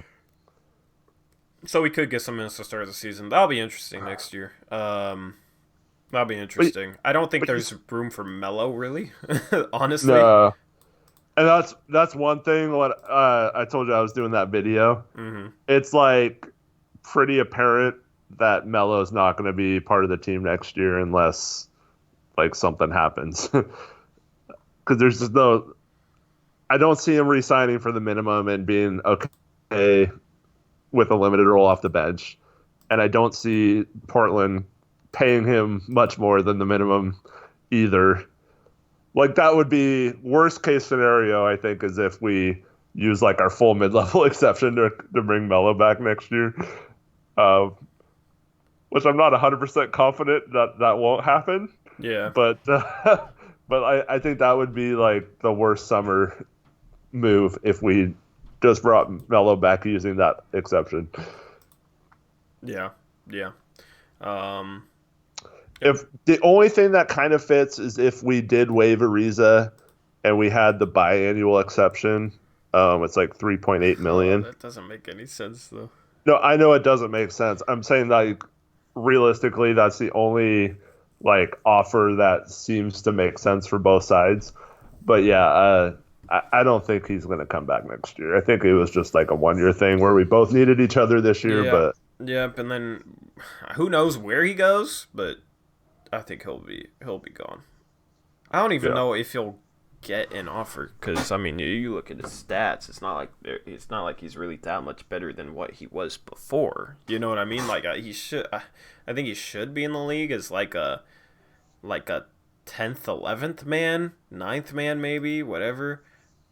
Not even like as a bench player, but not even like a 6th or 7th man. Like I think as like an 8th, 9th, 10th man somewhere in there. I think teams are concerned with his willingness to accept that role and play well in that role. And I think that's why he ended up out of the league. It's not like he wasn't better than a lot of these guys on these rosters. It was like this guy only wants to start, and this guy probably isn't going to be happy coming off the bench, and he's not going to be a good player if he's unhappy. You know what I mean? So I think that's kind of why he wasn't on a team before us. And then he signed with us, starting whatever. Next year, he's going to have to come off the bench and might not play that many minutes for us if we do bring him back. So I just see that going down a road that doesn't end particularly well, so to say. yeah, I do appreciate some of the intangibles he's brought this year. He seems to be a really good locker guy. Mm-hmm. He seems to have embraced like a kind of a role with the young guys, and it is cool. Like you didn't see it, but there were some people there wearing Melo Knicks jerseys. Yeah. In the game. Like it's just kind of weird. I can't remember the last time seeing like so many different arenas like having people cheer every time Melo makes a shot and stuff. It's just very strange to see for a Blazer. and it's been cool this year. I just don't Yeah. think that has any value moving forward. Yeah, yeah. That's what's tough about it too. Is just like it's cool to have him on the team for those reasons, but for basketball reasons, it just doesn't make a ton of sense. You know. Um, Anyone know where Gasol went? I thought he was coming to coach. Yeah, I've been wondering about that. I thought he was coming to coach. What happened with that? Well, he went back to Spain to rehab, Yeah. and he was supposed to come back at the end of that. I don't know if he's hoping to still play, maybe. And I then don't the know. Kobe stuff happened. I know that hit him pretty hard. So I Yeah. think he's kind of mentally out of it right now. So I don't know. I'm hoping that at some point he does come back and becomes a coach because I think he would be a really good coach to have.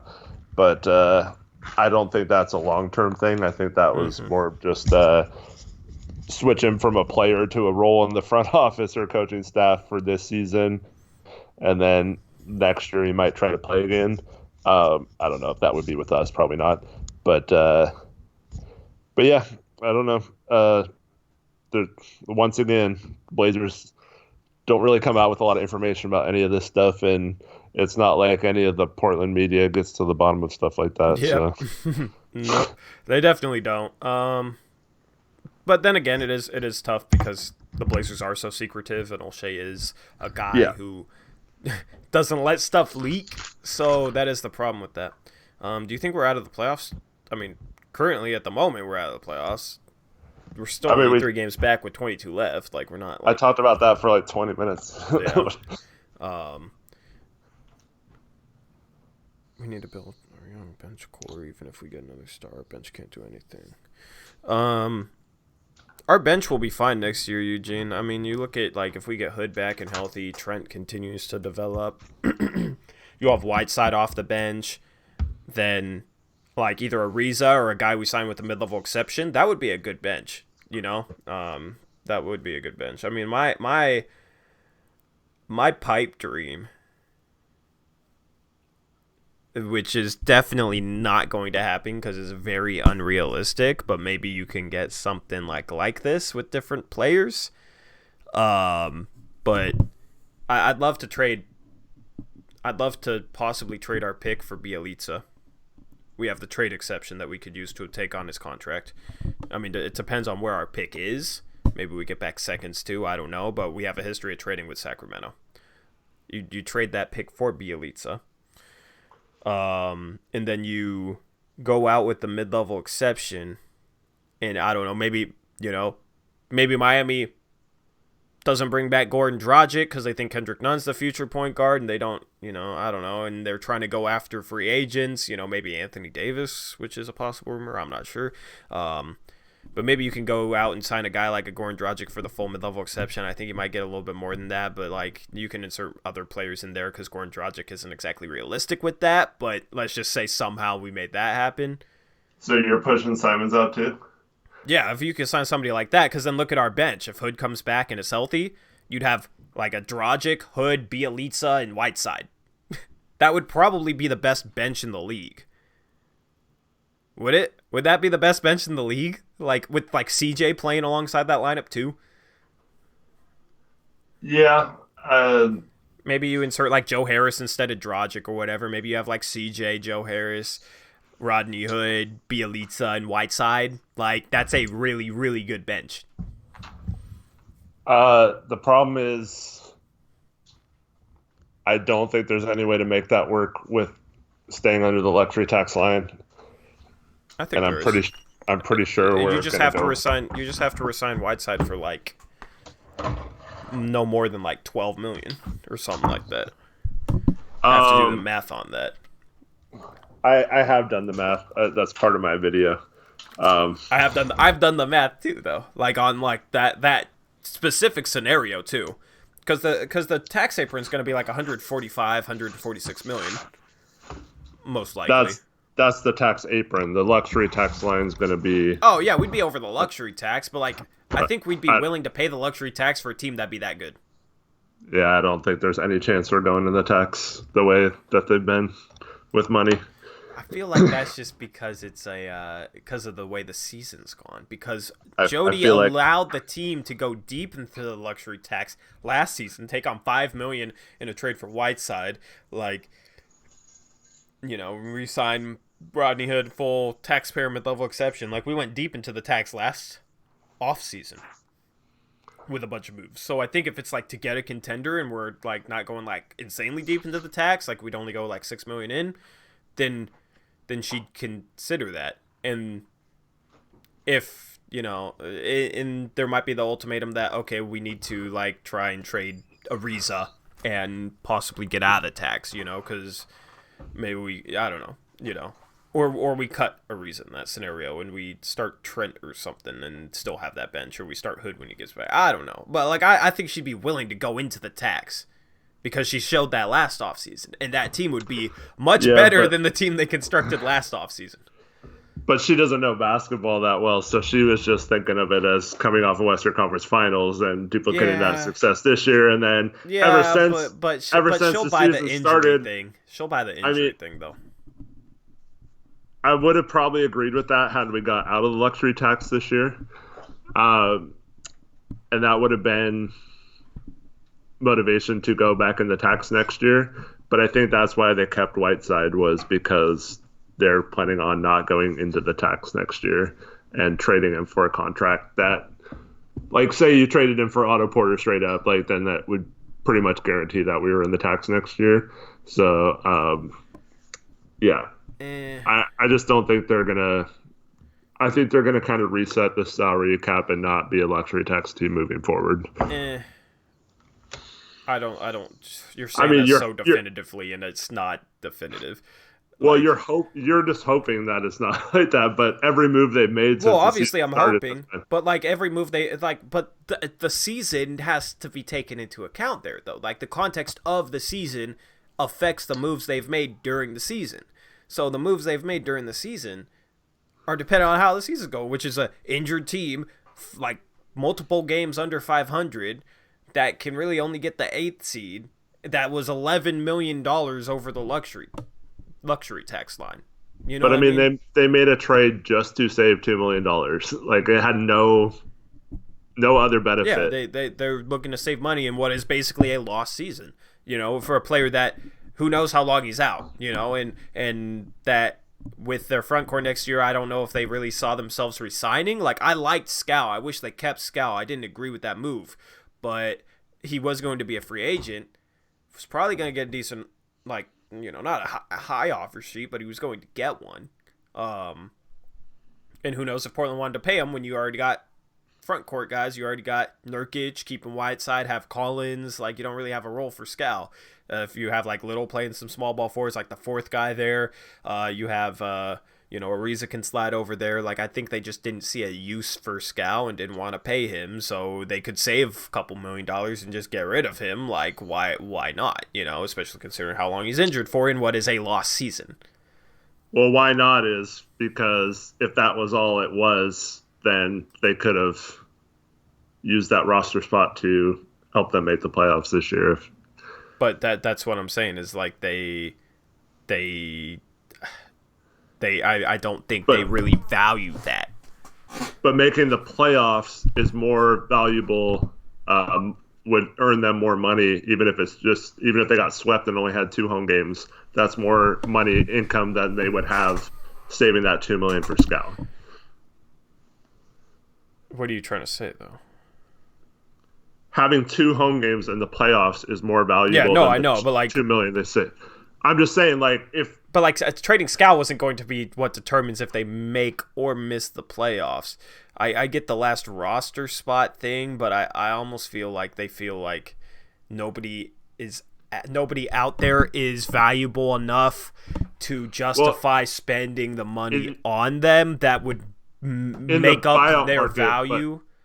But we tried to trade Scal to save money. We didn't try to trade him to get the best possible player back. So if we would have been shopping Scal to try and get something in return, not just a salary dump, then we might have actually gotten a player back. I mean, we don't know that, but like they didn't even explore that opportunity. They were just trying to dump his salary. Explore the opportunity. like in the because every weeks decision leading they've up made to has that. been. O'Shea said they did not trade Scal to like get another player. They traded him to save money. So like Mm-hmm. he was told a month ago that he needed to try to cut the luxury tax bill down. I don't buy that. That's all he See, was told. but that could be something where she wants the luxury tax bill cut down this year so that they can go into the tax next year, so that she can save some money this year to use it next year. Yeah. I'd be willing to bet you $1 million right now we will not be a tax team right now. That's how confident I am. So, Okay. I mean, like, if we need don't to come up trade with a for bet. somebody, we won't be. You know what I mean? Like, the signs point to us not being a luxury tax team. I'm not disagreeing with that. You're speaking definitively as if, oh, they won't do anything if they put it. They won't do any move whatsoever if it puts them in the tax. And I don't agree with that. I think if the move is right, if the move is like a big enough move, if it improves the team enough, if it's, you know, going out and getting a guy like Bielitsa, who is a really underrated, like a really, really solid player, would be terrific off the bench. If you could go out and get a guy like that good or better, then they wouldn't rule out going into the luxury tax. There's no way that you go to Jody Allen and say, hey, we have a chance to get Bielitsa. Well, she's not the one signing off on the move. You're gonna have to pay $15 million in tax, but that's not the guy that's gonna put them over the top. Like maybe a bigger name than that, but yeah, it's. Where are you getting $15 million in tax? I'm just saying, like $15 million in tax, because the thing is, if they use their full mid-level exception, it's also coupled with them using their full mid-level exception, whatever they re-sign Whiteside to. You know what I mean? Like if they can get Whiteside for 10, use $7 million in their mid-level exception, they might not even be in the tax with taking on Bielitsa. You know, it's like a bunch of different pieces here. But the thing is, if they use their full mid-level exception, they can't go more than $6 million over the luxury tax anyway. So I don't know where the $15 million in tax came from. Maybe I'm not calculating it right in my head. I was just estimating if they were right at the hard cap, then adding what the tax payment will be on top of the salary. I mean, like, I think it's more likely that they don't end up in the tax, because to end up in the tax, they'd have to like use their full mid-level exception, resign Whiteside to like double-digit salary, and make a trade for somebody. You know what I mean? It require like a bunch of moves to get there. I'm just saying, like, I don't think that they'll literally like make it. I don't think it will be where they turn down good moves, in order to avoid the luxury tax. Because the thing is too, they can shed money at the trade deadline. They won't really. I feel like they won't really need Ariza at the trade deadline, like past the trade deadline. You have Hood probably back to playing at a decent level. You have Trent, who has continued to develop, and I feel like at that time, either they'll be like really, really good and be trying to look to like package Ariza and maybe Whiteside or something for like a big like all-in move, or if they're not that good, they could try and trade Ariza and try and like shed some salary, and then maybe they cut that guy and get under the luxury tax. You know what I mean? Like they'll have the opportunity to still get under the luxury tax even if they do all three of those things. Yeah. One thing's for sure, if Whiteside leaves, they're guaranteed to be a non-tax team, because it would be impossible. They could use the full trade exception, the full MLE, the biannual exception, and sign 2 minimum contract guys and get the worst possible pick possible and still not be over the tax line. And that's why I think it's more likely that they don't end up in the tax. That's why when you're like, oh, we should make a bet on this, it's like, I'm not saying that I think they will end up in the tax, because like you said, if Whiteside leaves, they could do whatever and, you know, do all those things and still not get in the tax. Like, it'd take like a number of different things to put them there. I just don't think it'll be like some hard line at the start of the season. Maybe it'd be something more like, okay, we got to try and shed money at the trade deadline if we're not doing well. I just don't think it's going to be that like much of a hard line there. So people's mix, if you don't tell me I'm exaggerating if you don't even know what I'm talking about, because if you're 6 million over the tax or whatever, you have to times that by 2 to 2.5, depending on how far you are over the tax, and that's your luxury tax payment. So not only do you have to pay that salary, but that's where I'm coming up with the Oh, the 15 million was including Yeah. the base salary. Okay, I thought you meant 15 million in additional tax. Yeah. So I'm just saying. You meant $15 million in additional payment. Okay. Well, if you're say you're 6 million over and you pay, that's at least 12 million in tax, right? Um, It's not that much. It's not times two. It's times 1 point something for the first 5 million, and then it's after 5 million. It's like a different bracket. But it's not like if you're like there. It's like times 2 for I think if you're over 10 million, but that doesn't mean the whole 10 million is taxed. It's like bracketed. So like the first 5 million is taxed a certain amount, right? That's how I always interpreted it. So yeah, 5 million to 10 million is 1.75. Okay. Times that number. So yeah, the 6 million, like 6 million plus 1.75 is. I'm failing to do math in my head real quick, but it's right around 15 when you add those two together. I mean, but like, who knows if we'd be 6 million into the like that's the most we could be. You know what I mean? Like we could probably do those combinations of moves and only be like 3 million into the tax, and then try and like get under it at the trade deadline if we need to. You know what I mean? Like that's why I think it's more fluid than you think. Olshey said at the trade deadline over a month ago, he was told that he needed to cut salary and stuff like that. And I believe moving forward, that's going to be his directive, is that he can do whatever he wants, but he can't go into the tax.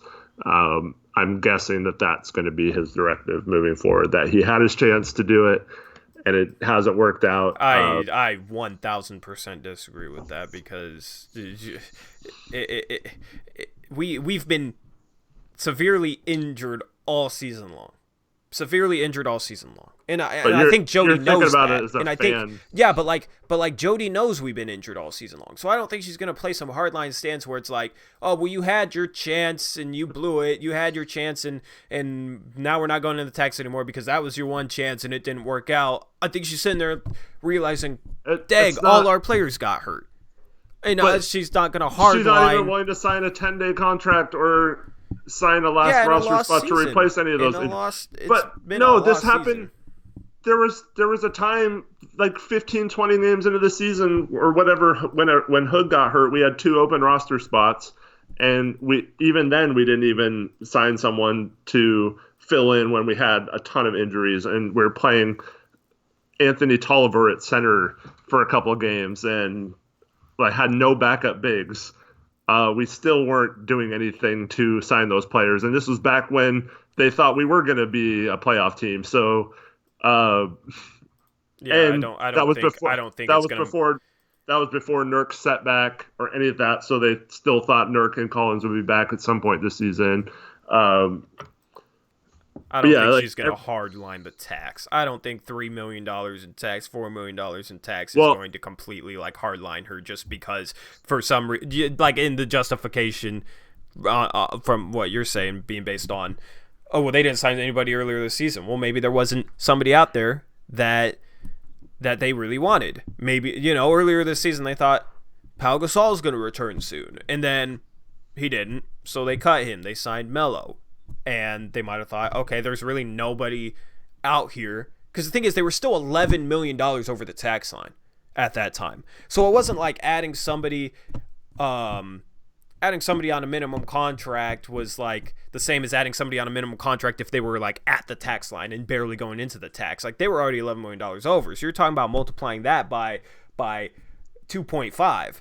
So if they signed somebody of minimum contract, I don't know, we probably would have been prorated, but let's say just $1 million for the rest of the season, they would have paid an additional $3.5 million for a minimum level player, and I don't think in their mind that value justified signing somebody who probably wasn't going to be much better than their options. You know what I mean? Like, obviously Joakim Noah or somebody, somebody out there would have been a better upgrade over Tolliver, but like for $3.5 million, it's hard to see that I can see their justification in not doing that while still being willing to go into the tax this summer. You could have looked into using that. They still had that trade exception or the hood disabled player exception at the deadline. They still could have looked into adding someone. It would have been. I think you're looking at it from a who fan's should they point have of added? view, not a No, business point of view. I am looking at it from a business point of view. Who should they have added? I don't know. Anybody. They didn't even try. Who should they have added for that hood disabled player exception? I don't know. Kyle O'Quinn. I mean, you look at the season. Yeah, I know. I get what you're saying, but you look at the season he's had, and it's I don't see how I can see how the payment, not paying an extra $4 million to get that guy over Kalo Swanigan. Kyle Quinn's been awful this year, and I've been a huge Kyle Quinn fan in the past, but he was very, very bad this year. From what I've read, from what I've seen, he's. I'm just throwing out a name, but we didn't even explore looking into that. We never even tried to sign someone. We never even tried to get anyone off the buyout market. We never even tried to trade for someone that could have fit in those spots. Who knows? Yeah, but we could have gotten a scout type player for free. Yeah, but at the deadline, what was our record? What was our record? I mean, we had that exception for 2 months before the deadline. Mm-hmm. It's not and the other thing about just being barely in a tax team, it means you don't get a payout from all the other teams that are in the tax. So this year, we have to pay all the other teams, get a chunk of all the teams that were in the tax. So not only do you have to pay the tax, but you don't get paid too at the end of the year. And when $2 million seems like it's a lot in this season for Jody, I'm not going to believe that getting into the tax and then paying tax and then not getting a payment from the other teams is going to be oh yeah, that's fine. But you're forgetting the fact that they can get under the tax in the middle of the season. Probably pretty easily. But you're assuming that his directive was to not get out of the tax right now and just save a little bit of money. Do you really think Jody and Neil work in a way that Jody's just okay, here's your assignment, this is your directive, go? No, I think there's a rapport there. So I think Olshey explains that I heard okay, you know what, we make this move, it'll make us a lot better team. We will probably we should be able to get under the luxury tax if this doesn't work out, because we're only a couple $1 million over. I think this could make us a contender, but around the trade deadline, we can even cut a guy. We can even cut in Stretch Ariza if you want. So we have more dead money on. No, I mean I'm just saying we could, if we had to get under the tax mid-season, Olshey could do that. You know what I mean? If we really, really had to. And that's the thing. That's how it would be pitched at Jody. We will have the ability to get under the luxury tax if we make this move. So let's make this move. It'll make us a really good team. We'll barely get into the luxury tax. We'll see how this season goes. If it ends up not turning out well, then we will have the ability to get under the luxury tax at the trade deadline, either, via trades, or if we can't accomplish something via trades, then last resort, if you want, we can cut and stretch somebody and save $8 million this year on Ariza and get us under the tax. There will be different, there's different avenues to get under luxury tax. I don't want to cut and stretch Ariza, I don't want that dead money on the salary cap for 3 years. That $4 million of dead money on the salary cap for 3 years. I don't want that. I'm just saying there's avenues where they could get under the tax so I don't think that it will be something we have to be coming out of the offseason completely under the tax. Stuff's flexible.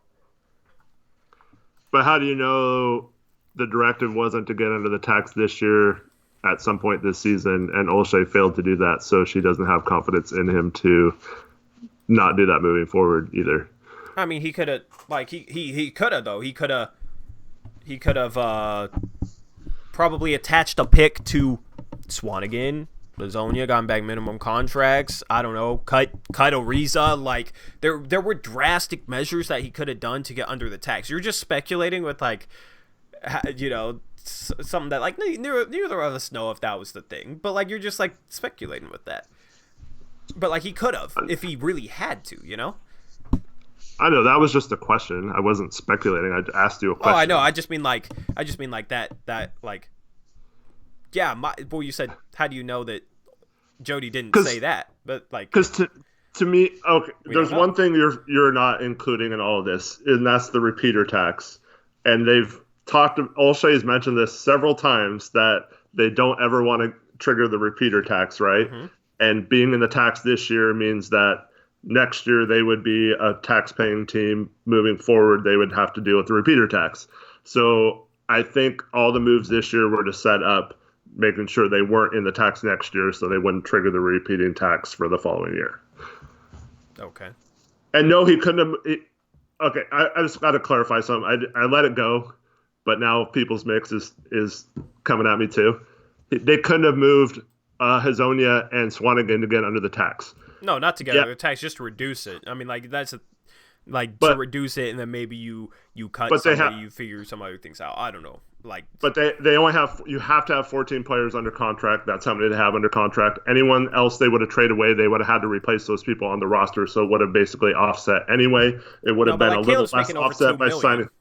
Yeah, like you trade someone $2 million and then you sign someone for like $600,000 the rest of the season, so you do save a little bit of money. Yeah, you save about as much as you did in the Scal trade. Yeah, but like that's why I don't think it's like she was trying to get the team under the tax or like trying to save a bunch of money, because like they could have made additional moves beyond that and traded Swanigan tried to shed him or save some money, include a second round pick with him. And that's why I asked you if Olshey failed at his job, because I don't get just saving a couple $1 million. Like that doesn't make sense to me. This is like $1 billion. It's worth how much the franchise is worth, like $2 billion. If it's for a guy that like is out, could possibly be out for the rest of the season, and then they don't like think they'd resign, then yeah, it does make sense to save those couple $1 million in their minds. Like I would have tried to resign Scal, but like if they weren't planning on resigning them because they do have a lot of options in the front court for next year if they bring back Whiteside.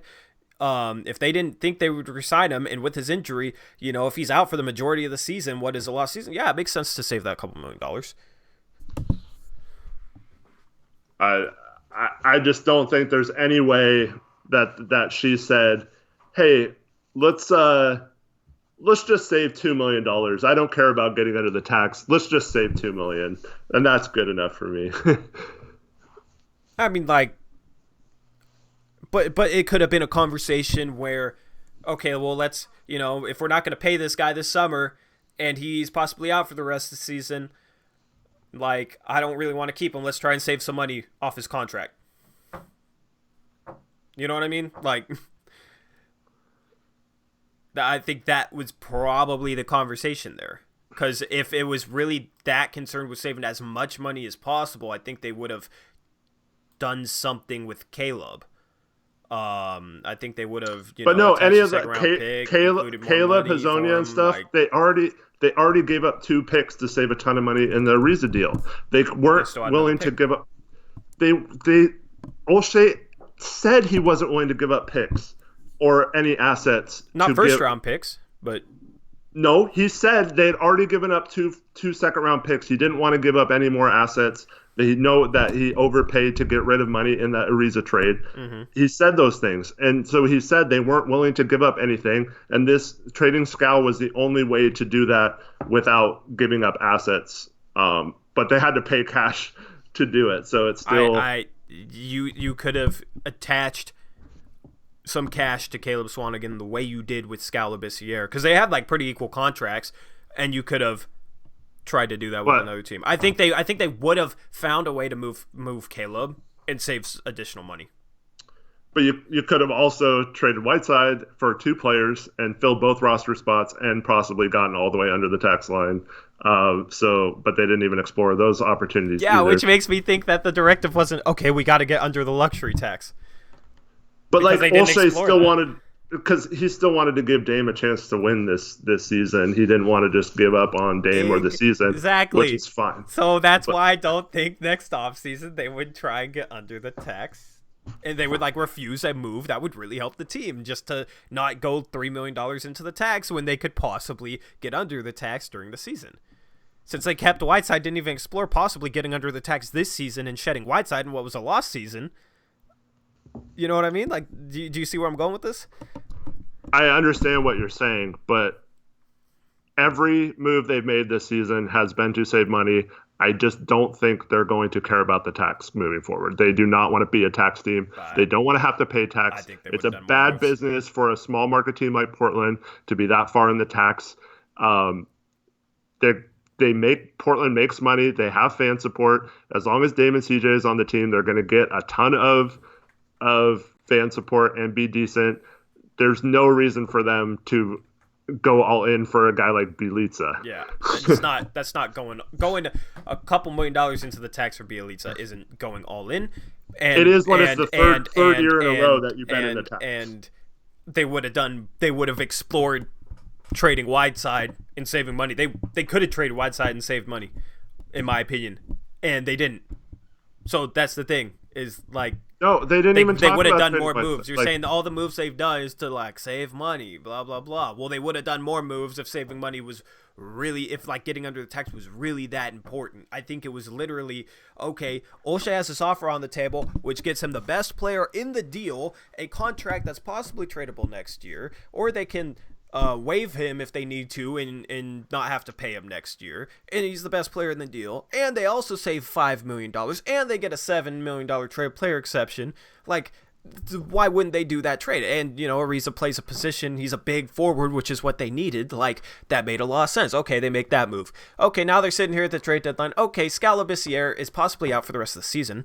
You know, and we probably don't want to pay him next year. Let's just try and get rid of him and save some money on his contract, just, you know, because there's no reason not to if we're not going to pay him and he's possibly out for the rest of the season. So let's do that. Okay, cool. And then go, you know, we're not going to trade Whiteside, though. You know, we still want to be competitive. We don't, you know, doesn't matter that much to get under the luxury tax, so we're not going to like completely dismantle this team to get under the luxury tax. We just made the Ariza trade, which is a good move for a multitude of reasons. It wasn't really like, I didn't look at it as, oh, they're making this move just to save money. They got the best player, got a trade player exception. And then they traded Skal just because dude's injured, and they probably didn't want to re-sign him.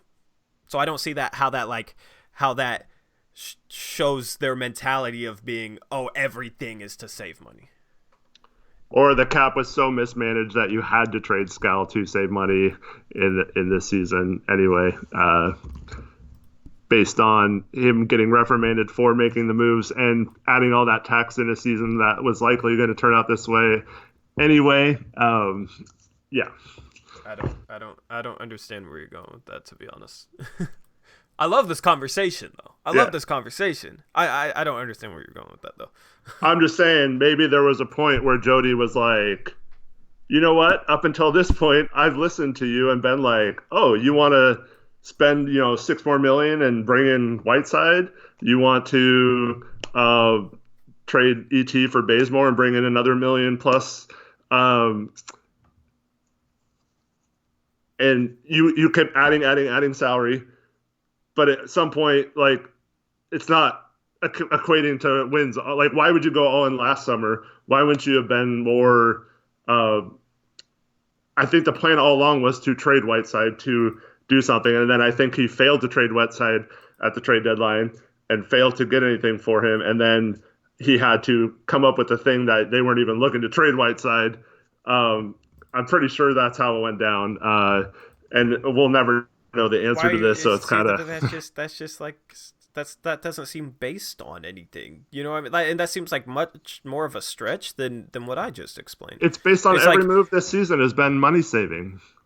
But I just provided the like additional context, which was that the Ariza trade was much more than a money saving move, and they probably don't do that Skal trade if he's healthy, since they didn't even look to trade Whiteside to save money. You know what I mean? So obviously they value their assets, but like Skal doesn't have any value to them if he's out for the rest of the season and they don't plan on re-signing him. Like then he has literally absolutely zero value to them. So like that move, yes, it is to save money, but it's not like they're losing value in order to save money. They're literally like, oh, this guy has no value. Okay, let's save a little bit of money. Like that additional context matters. Like, yes, I get the whole, oh, they didn't sign a guy to a 10-day contract or didn't use one of their roster spots earlier in the season, but that's really like the only thing you have at this point, in my opinion. But I mean, because that's pretty the trade big. deadline, the trade moves weren't. They had no center, and they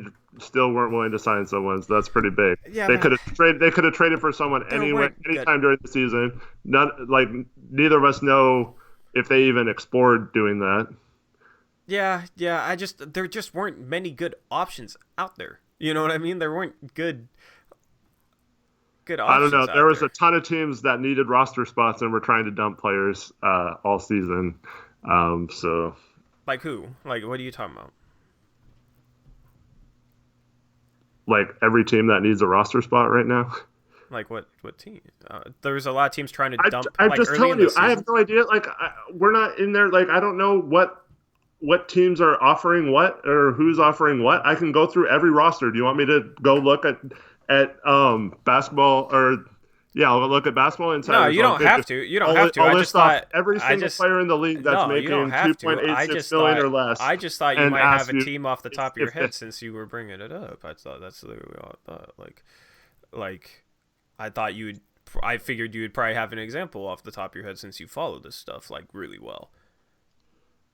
So that's all I was asking for an example. Like, well, you could go through any player that was traded, but like this is the part that's stupid because I just said we don't know what we could have gotten for Scal if we traded him for a player instead of trading him in a salary dump trade. So it's impossible for me to answer that question by knowing what we could have actually traded Scal for if we were going for a team that had someone else or a team that, say, had a player like Swanigan last year that still had 2 years under his contract but made a little less than Scal, and then you could save money that way. You wouldn't have to pay cash up front to do the trade and still save the same amount of money. There's lots of teams that would have had those options had we gone that route instead of just trying to trade him for nothing and then not using the roster spot, if that makes sense. I mean, like, I get what you're saying. This all started based on, like, I don't think you can definitively say that they'll want to stay under the tax. I'll admit it's possible they might not want to go into the tax, but my whole point is you can't definitively say that they want to stay under the tax this offseason instead of going, $3-4 million over it. Because you were saying it like so definitively, and that's why I started this off with like I don't see how you can definitively make that claim or definitively say that based on like because there's other like trains of thought, schools of thought that you can look at that explains why they might be willing to, and you're just speaking about it so definitively. Well, I mean,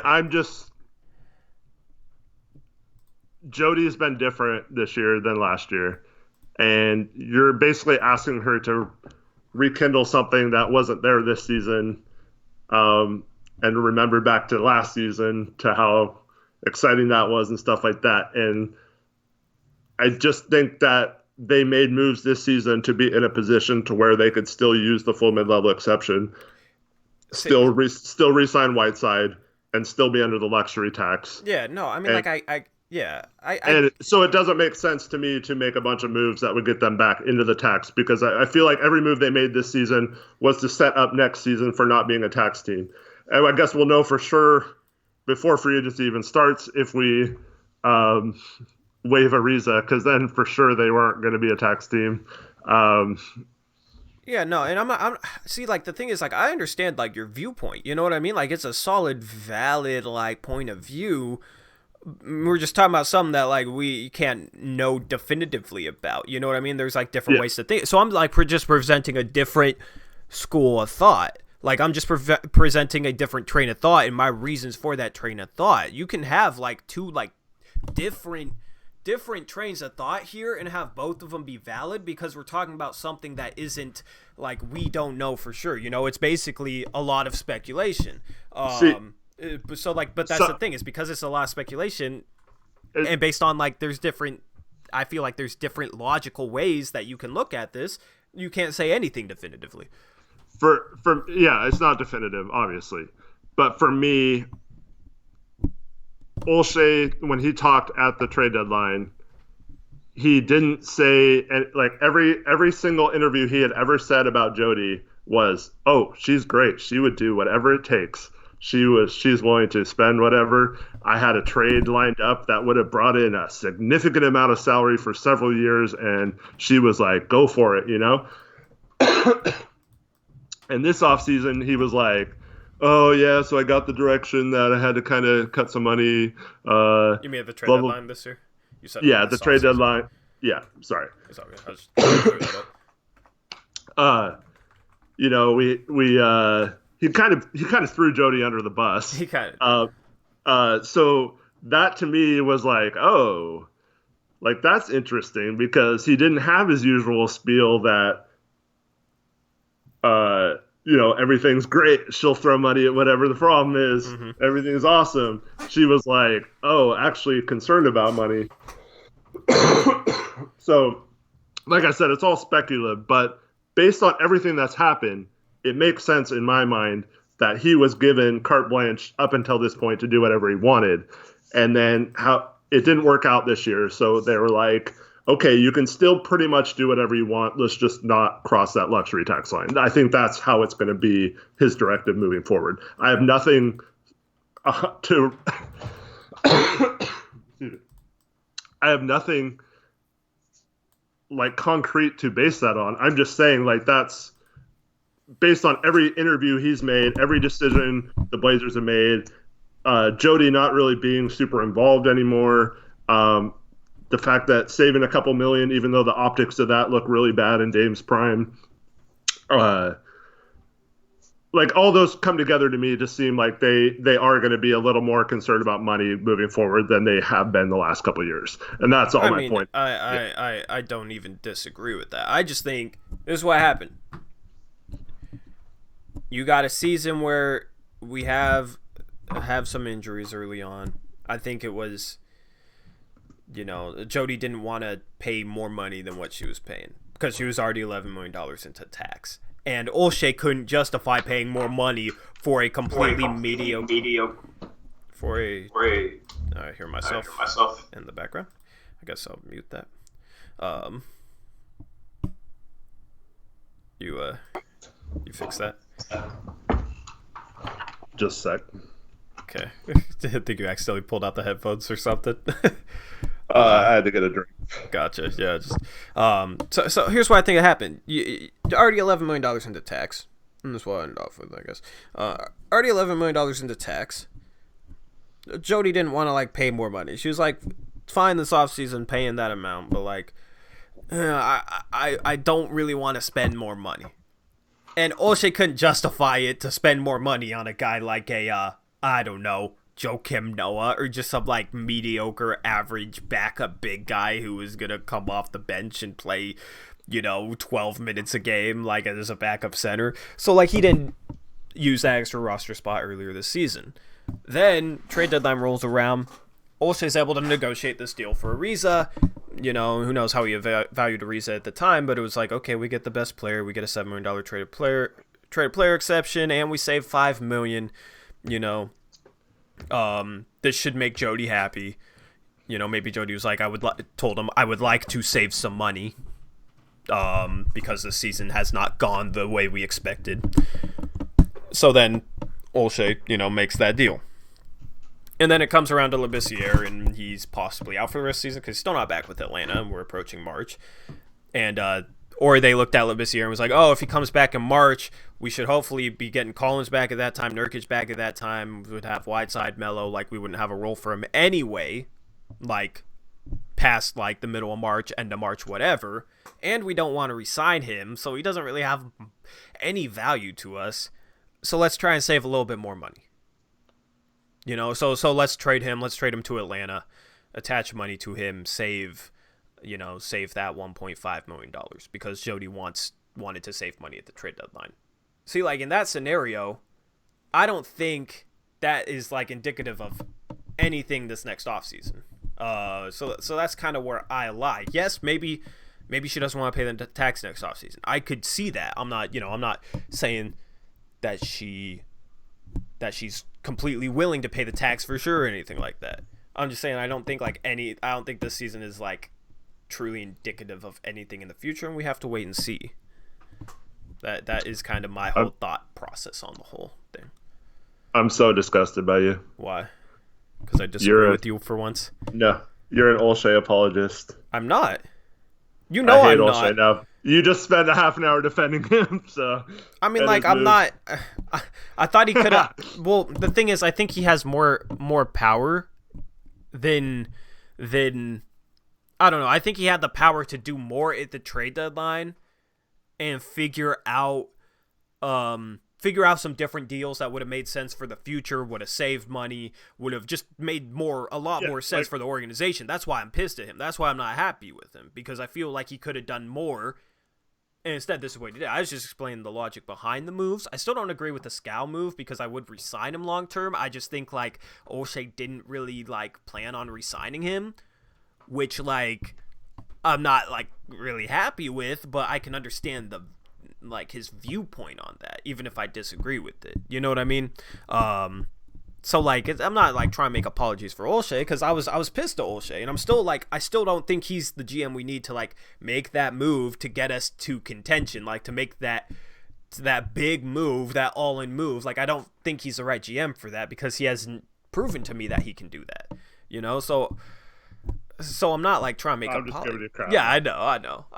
You know, I can see how it actually sounds. I used to be an Olshey apologist too. I'm done with him though. Like, I mean, it's just, you know, in the end, you could be right. You know, I'm not even saying you're wrong. I just think like there's different ways that you can logically look at this, so you can't be definitive when you're guessing at what they could do. So in terms of like evaluating potential offseason moves, I'm not gonna worry about like going in $3 million, $5 million into the luxury tax. Yeah. Well, so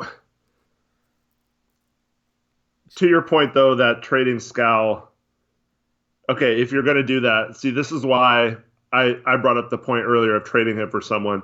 Because, like, if we would have traded him for, say, Wendy and Gabriel, just straight up, I know that might have been weird trading with Sacramento again, but, like, let's say that Ariza trade never happened and we traded Scal for Wendy and Gabriel with no cash involved, right? Mm-hmm. That basically saves us the same amount of money we saved after paying the Hawks to take him anyway, and we would have still had a player back on our roster to do that. And I think there's a lot of players in the league. You could look at the roster and find a player that we could have done that and not have to include cash. I disagree with that, because Scal's injured and then he's a restricted free agent. So I think like I think we had to attach money to him.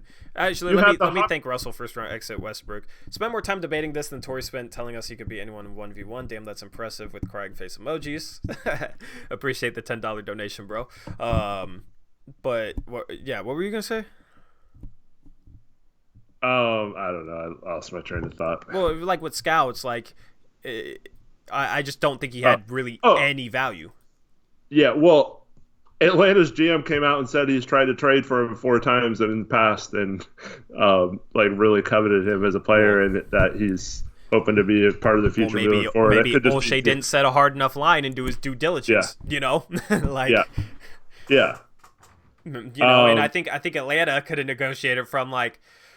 So you're trying to trade us a guy who could be injured for the rest of the season. Then he's a restricted free agent. Who knows what type of offer sheet he gets, which puts us in a hard position. Like, we need a little bit of cash to take him on. And then they get him, and it's like, oh, yeah, we've really liked this guy. Yeah.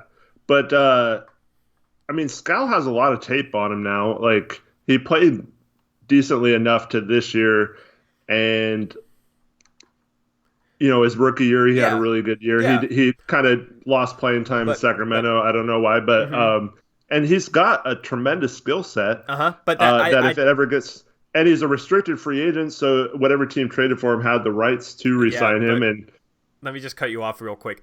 All those positives for him.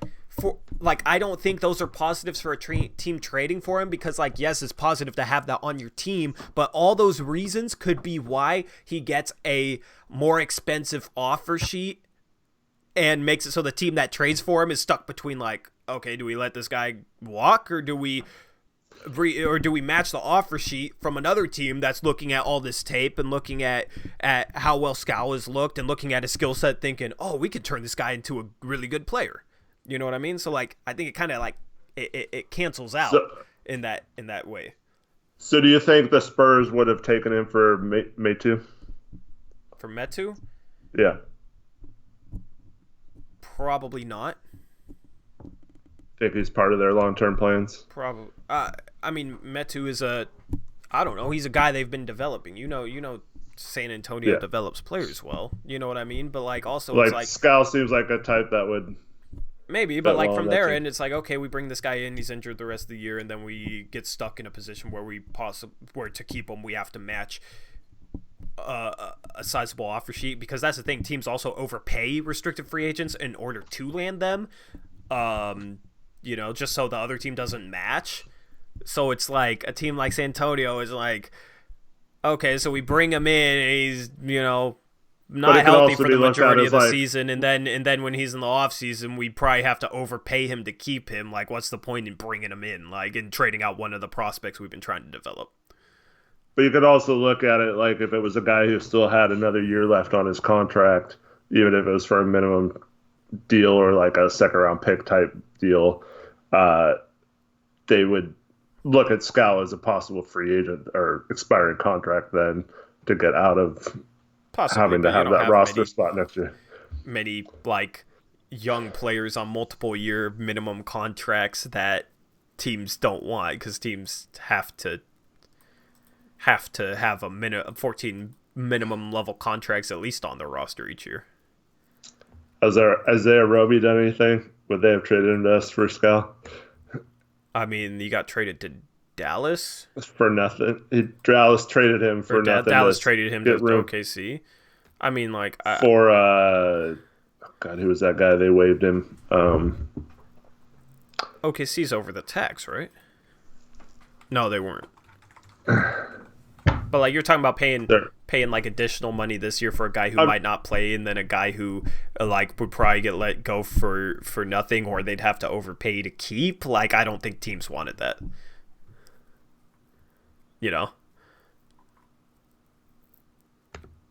And they'd be over the tax. They're over the tax right now, so. Oh yeah, they are. Yeah, they are. So. All right, bad example. I'm just trying to. I get what you're trying to. I get what you're trying to think of. I just think it comes down to like teams don't want to put themselves in the position where they trade for a guy who makes more money than the guy they're trading out, so they spend more money for the rest of the year for a guy who might not play for the rest of the year. It was for like 30 games, so it's like negligible. Yeah, it's not like I guess I shouldn't even reference that, because yeah, you're right.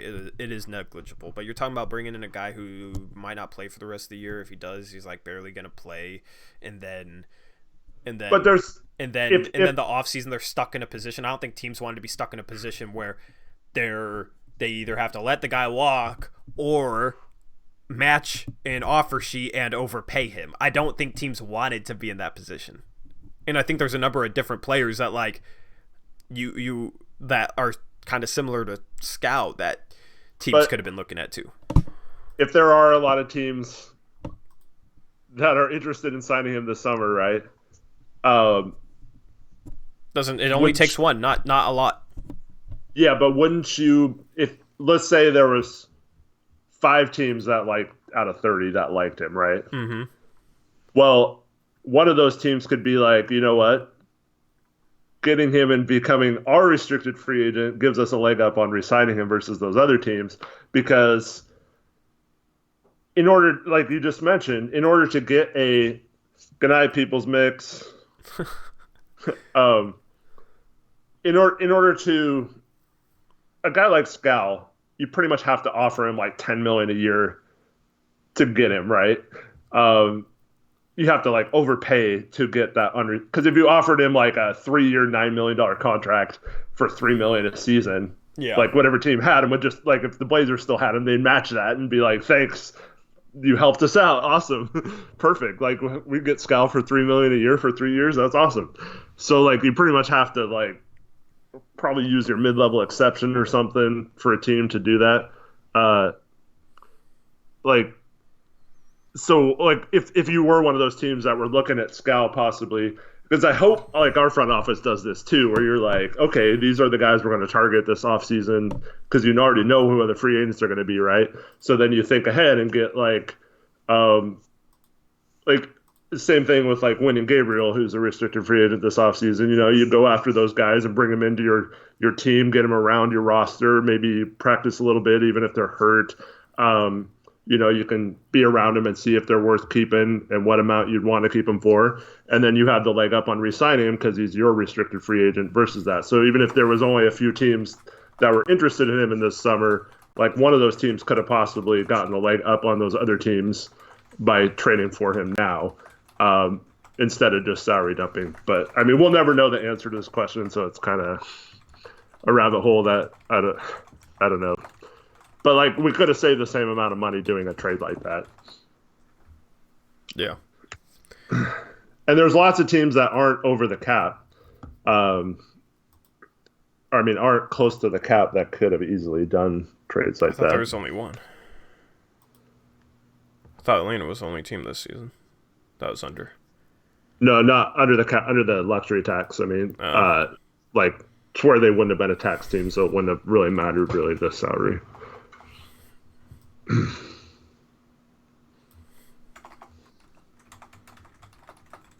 Well, I'm on Twitter now, so that was a good debate. I wish we disagreed more. Yeah. Right, chat? Was that y'all entertained? Hopefully. Heck, even if it was something like, I mean, you know, I'm going to overrate this person, but say we traded, it was a three-way trade, and we got Jonah Bolden. Scal went to Atlanta still because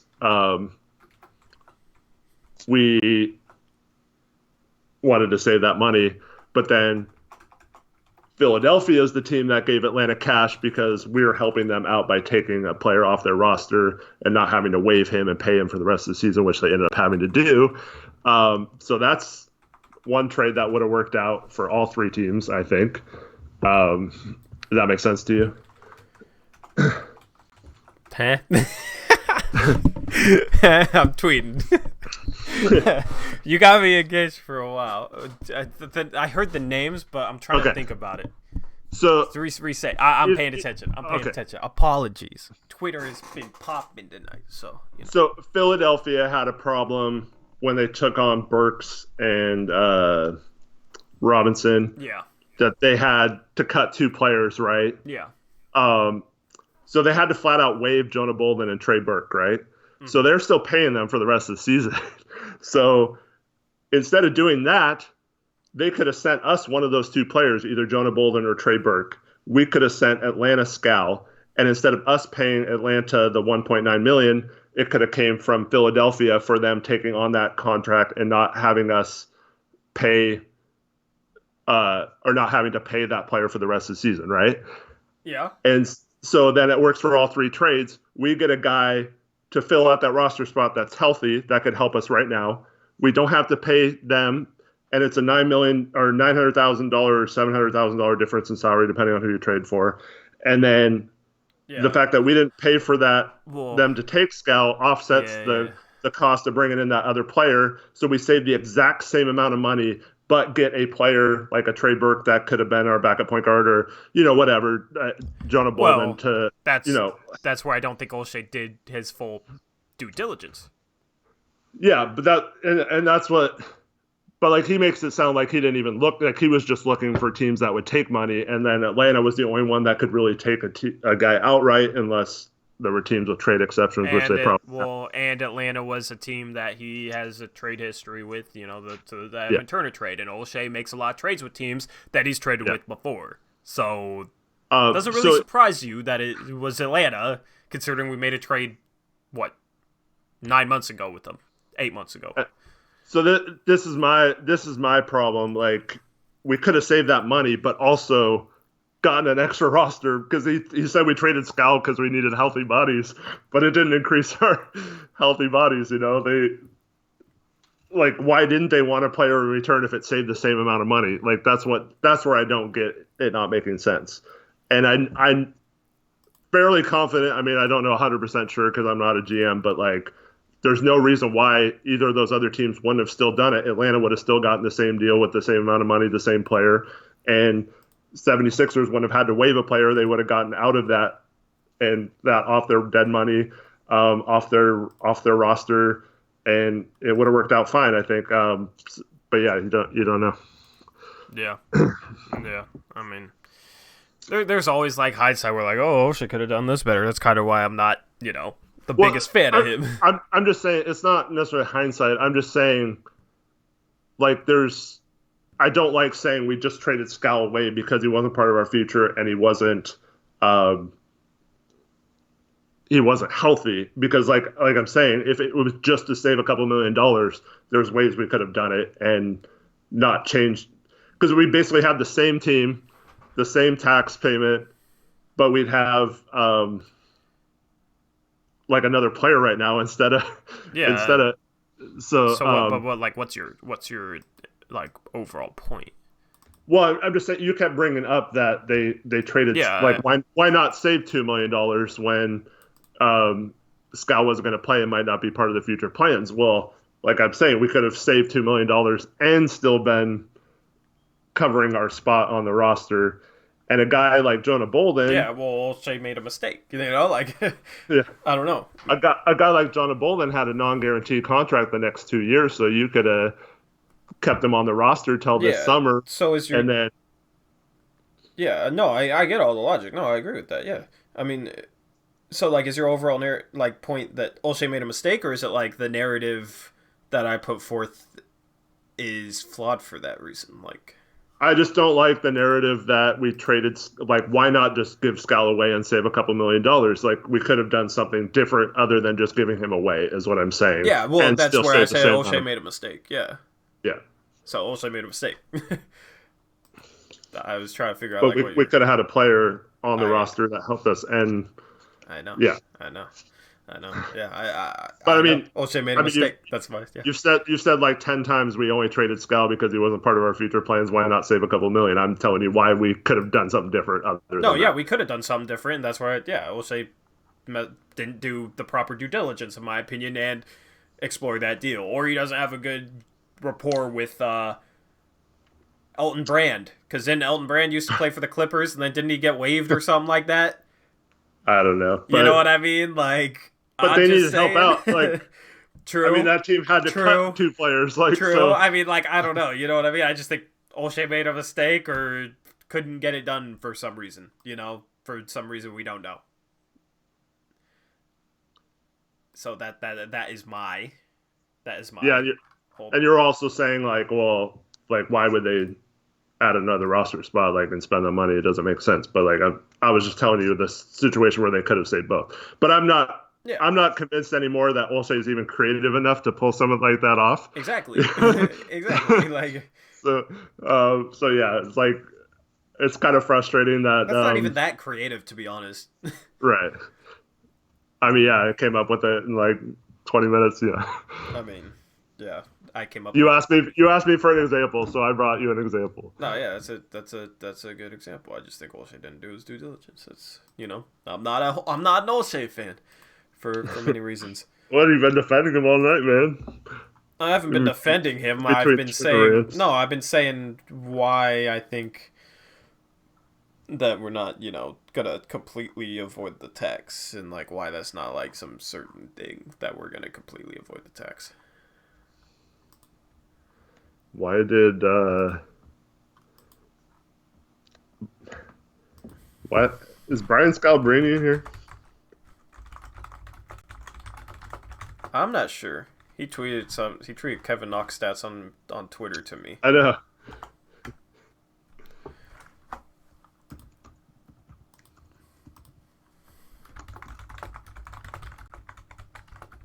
I'm asking him why he tagged me on Kevin Knox stats. Kevin Knox stats. And why he's not in chat talking about it. All I hear is you typing right now. Yeah.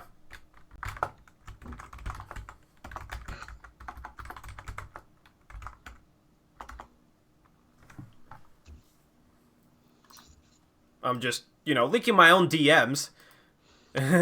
Why did you tag me on this and why aren't you in chat? Kevin Knox, we already said he's trash. He tweets stat lines of us with just Kevin Knox being trash. Like, Neither of us have ever yeah, no. said anything positive about Kevin Knox, have we? Yeah, I don't know why he tweeted us in it. But, I'm just leaking the DM that Stevie has been crying about on Twitter that I said I was going to leak before, but then I was like, if he says something else, then I'll leak it. I'm being lazy, whatever. Not gonna leak it right now. No, I'll leak my own DMs, man. You want to try and spread some bullshit about me? That dude's a clown and a half. Like, that dude is a joke, dude. Like, it's just spreads such BS, man. Like, I literally did not try and get him fired. Literally just, oh god, it's stupid as hell. Anyway, stay tuned for a few minutes from now and no, he ain't gonna respond to it. He ain't gonna. Like, what does he say to it? Like, I mean, what? No, I was gonna say something different. Yeah, like.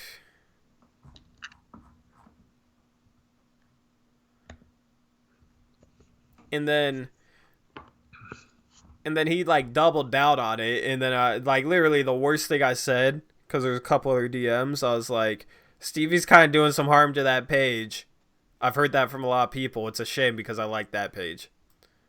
Literally the only thing I was trying to do was like bring up to Austin, like, he's using this page in a really weird way, with him being like taking personal shots and like using it as some like personal burner basically, and it's the Rip City Project account. That's literally the only problem. But sometimes I can't because I'm currently moving. Gotcha. Scalabrini's moving. So I don't know. Like, but he literally started complaining after this tweet. This is literally like the tweet I just retweeted was, God. Or the TM, I don't know. I'm just so tired of Blazers Twitter, man. Literally. Like, I have nothing to hide. Like, it's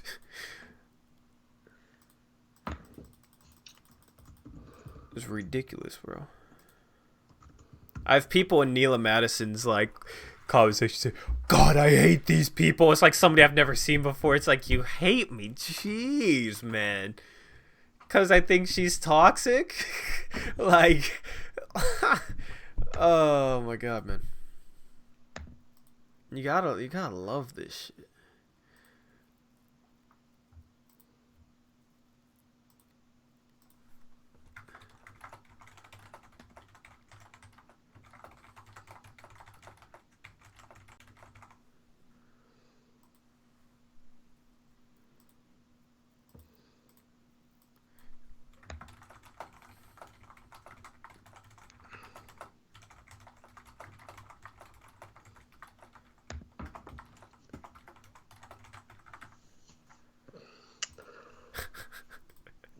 Tommy's asking him down. What were you saying? Tommy's asking if we're going to offer an extension to Zach in October. Good move or bad move? Probably going to wait. Just to see how he is next year. I'm guessing we wait. It wouldn't be necessarily a bad move if, based on him only playing 2 years and being injured this year, if we could get him at kind of a reasonable rate. But I have a feeling he's going to pull like a Myers from when we offered him an extension and be like, no, I'm going to bet on myself to do well this fourth season and then up his value. I mean, it'd be great if we locked him up long-term on a reasonable contract, because the more reasonable contracts we have, the more likely it is we can build a better roster around Dame and CJ's monster contracts. The Nurk deal is awesome right now. But yeah, I'm hoping that we can get a good contract for him this summer, but most likely, I'll probably wait until he's a restricted free agent and then just match any offer for him or see how that goes. Tommy Thompson, I'm understanding a what? He said Tori's understanding. I don't know what he's like. What specifically he's talking about. When's the rep? Coming out before April 10th. If you're a Stas defender, say Blazers in the next half an hour. Nope. I'm not saying that. I'll say Blazer instead. Boy, because don't we all love to laugh at the Knicks and what they do?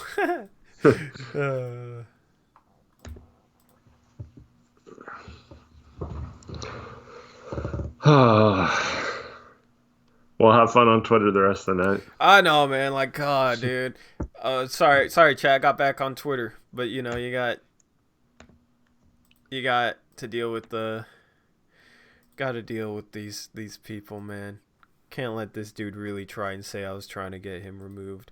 But I literally just quote tweeted him because he said I blocked that a-hole because he was comparing to get me removed from the blog I run. F that guy. And I quoted it and I said, if you really think I'm trying to remove you, I don't know why you'd tweet this. Like, that's worse than anything he's tweeting. Like, if anything could get removed is saying that, like, on Twitter. So, anyway. I wonder what Nate Mann thinks about all that. Because Nate Mann used to work there. And Nate Mann's a really cool guy. I don't know. God. It's ridiculous. Oh, Oregon just beat Oregon State.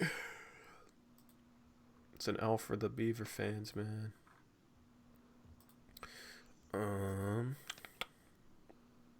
Hey, Blazers Uprise, what's the name of this channel? Screw you. I was not going to go 30 minutes without saying Blazers, so there you go, Captain. Guess I'm a Stotts defender. Oh, you and Eric keep going back and forth. You understanding of Olshay's moves? Yeah, I mean, we both like know this, so it's interesting to have us disagree on something about it because that just means we can debate it, which we don't. That we'd be more entertaining if we debated more. I feel like. We don't debate it up because we agree on a lot of shit. So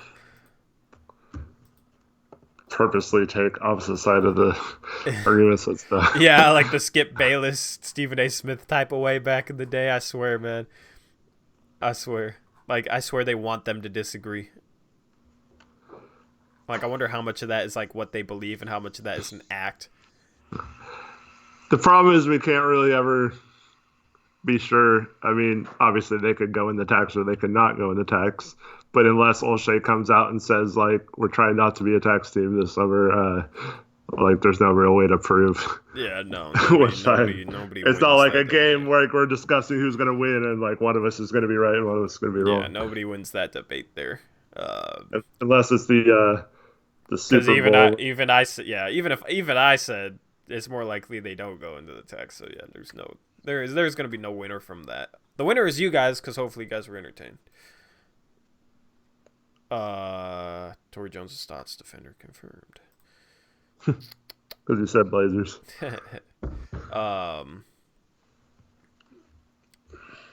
So, I wonder if Russell first round exit Westbrook's in here. I don't think he is. Oh, he donated. He donated a while ago. I don't know if he's still in here. But for people that ordered merch, I'm getting them produced now. Just got those into production. Just sent the orders through to the production company, and they will ship out and should be there in the next week or so. For those of you who bought merch link blazersuprise.com/merch. I'll put it in the chat for y'all if you guys want some Blazers Uprise merch because I released some cool stuff. It actually is good looking apparel in my opinion, and it also supports us if you buy it, and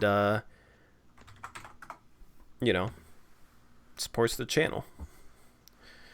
Hey, is Dustin Hawes, isn't that Holy Backboard? Yeah. He just retweeted Neela Madison saying, like CJ McCollum always says, if you don't got haters, you ain't popping. Keep doing you, Neela Madison, one of the best follows out there. Their loss, peace. And then he quote tweeted your thing about him, you blocking her. All right, let's see it.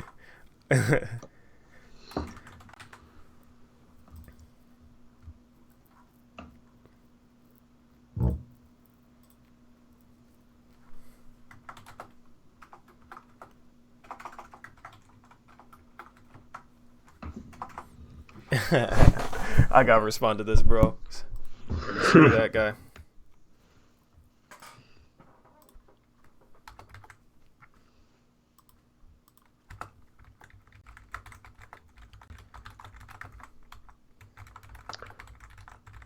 It's just all guys trying to get in their pants. Bro, it's so cringy. It's so cringy, bro. Dustin, that's cringy as hell, bro. Fucking cringy ass, dude. Sorry if I cuss. I'm cussing tonight though. Let me pull up my screen too, cause y'all can ride with me as we deal with this. Cause let me move my webcam. There we go.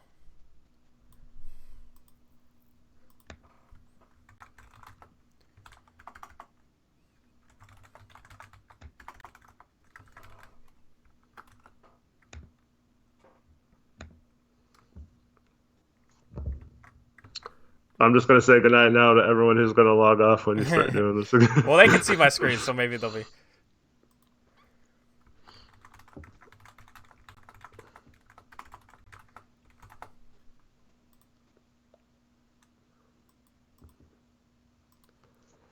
Hey, Chiefin, would you ever come out to the Hillsborough 24 to play, or do I have to come out to Shoals to play with you? Or can we trade off?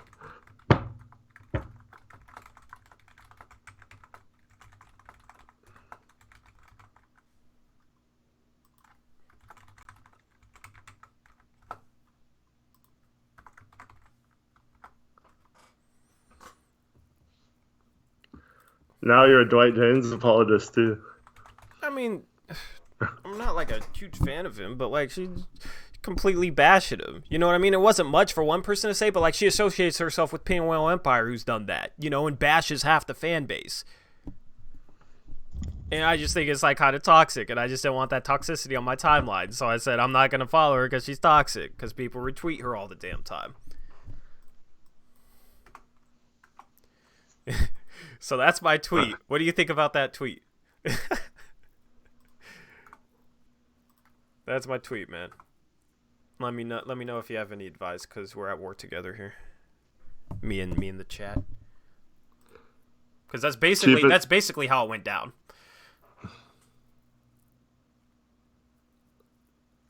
That's basically what this is.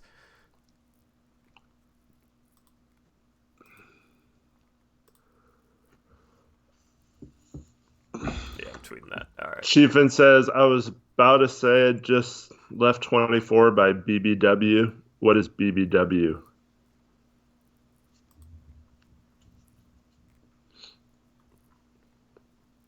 Big, beautiful women? I didn't want to imply anything there. Well, I think that's what it stands for. Maybe it meant B-dubs? By BWW. Because that's what BBW stands for. Oh, man. I went to the gym last night. I was going to go shoot around. It was like almost 10 o'clock. And there was like over 20 people there. Yeah. And like good players too. And I was like, oh crap.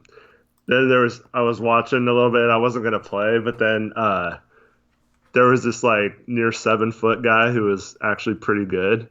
And I was like, oh man, I got to play this guy. I can't move. So yeah, I ended up playing like 8 games. And I was a freaking wreck today. I can't move right now. Mm-hmm. Not that you're listening to what I'm saying, but no, you're a wreck right now. You can't move right now. You tried to play. You're a wreck right now. You can't move right now.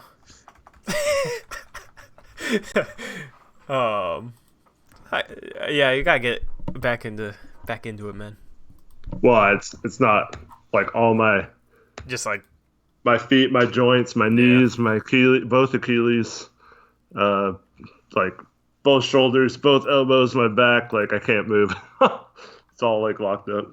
Yeah. But like I ended up playing. Like I should have just played a couple games and then left. But I ended up playing like 2 hours. But it was cool. What Lillard for Mayor block me? The hell? Why? I don't know. I guess maybe because I'm too toxic. I don't know. You're gonna get a ton of people, ton of Neela Bro, fanboys. I know. I don't want these fanboys to like me, so They're all gonna block you. I know. I'm fine with that, honestly. Because then I can't see what crap they tweet. And you got a bunch of people out here, like, blowing smoke up her ass. I want to see what, some of the replies that I can't see. But no, it's just like she associates herself with the most toxic platform on this, a toxic, like, Twitter page in Blazers Twitter. She tweets from it, I'm pretty sure. And she's tweeting out that crap about Dwight J. Like, she's just toxic for that. You know what I mean? Like, that page is toxic. And I've seen her tweet out. There's some other stuff that I, like, can't really remember. But I've seen her tweet out toxic stuff in the past. And I'm just tired of having, like, toxic people on my timeline. So, yeah, I tweeted it out because people don't stand up to these people. People don't say anything to these people. So you end up with them being, like, saying whatever they want. And all their posse, you know, their follower group, just sit there and just, like, back them up because that's their girl. You know, you go, girl. You're the best follow on here. It's their loss. You go get them. You know, you screw these guys. I hate them too. Like, that's what you deal with. You know what I mean? So all this stuff, that's what you deal with. Freaking Ian Carmel's one of those guys, you know. He has YT in his handle. Oh my god, he's a YouTuber who has YT in his Twitter handle. Like, God, man, it's just, this is what you deal with. Hey, man, you made one of the guys from Labanot's favorite podcast mad. Who?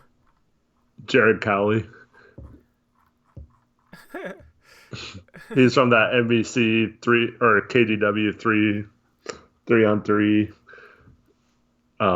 podcast. Yeah. Did you see my reply? Yeah. It's like, why he was like, if you block someone, whatever, but why do you have to announce it? Which, like, okay, fair question, but, like, why consistently talk shit about the fan base, riders, or other stuff? Because a lot of the top Blazers Twitter accounts do that without being questioned. That's my reasoning for announcing it, like, because they just run free and just are super toxic. So there is my reasoning for that. That's why, like. A bit ironic to call someone toxic, then announce you're blocking them in a tweet. I said a little bit. But no, I mean, like, you got all her little fanboys. Like, all these little fanboys. Like, what does Stotts have to do with anything? You know what I mean? Mm-hmm. Like, dude is literally not basketball smart. Bro, no way. No way, bro. Who said that? This guy. Your thing's, like, far behind. Yeah, I know, but you'll see. Just gonna save that as LOL, and I'm gonna tweet that out. Let me switch back to my account.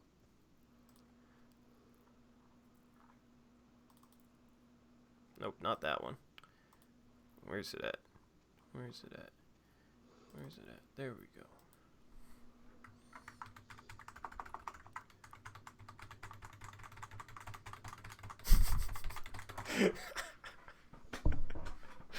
Oh my god.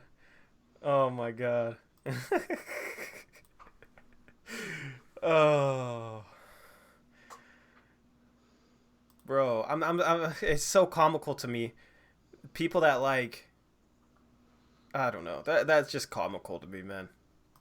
Well, I tweeted out. Do you see that tweet now? The G Biscuit tweet. He said, I blocked him a while ago. Dude is literally not basketball smart. Blaming Terry for the dumbest stuff. But has Papa Stotts made a mistake or two? Sure, but his positives outweigh his negatives 10-1. Yeah, I'm not basketball smart, buddy. I don't know how I played college basketball. You know, I played college basketball, played a ton of organized basketball, watched hours upon hours of coaching clinics on YouTube, like, studied the game, broken down film, all that. But yeah, you're the one who's basketball smart, buddy, not me. These guys are clowns, bro. Like, literally, this is like, too much of Blazers Twitter is like this. It's clowns. Like, these dudes, like, God, man. It's it's so stupid. Like, it's so stupid. Like,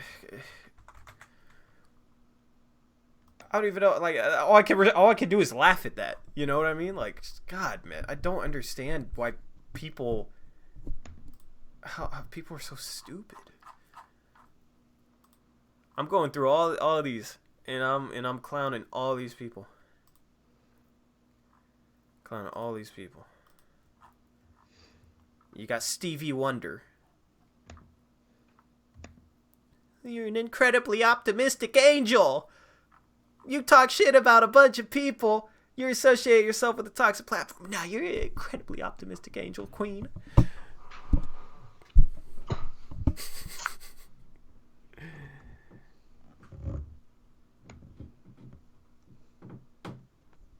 Oh my god, bro.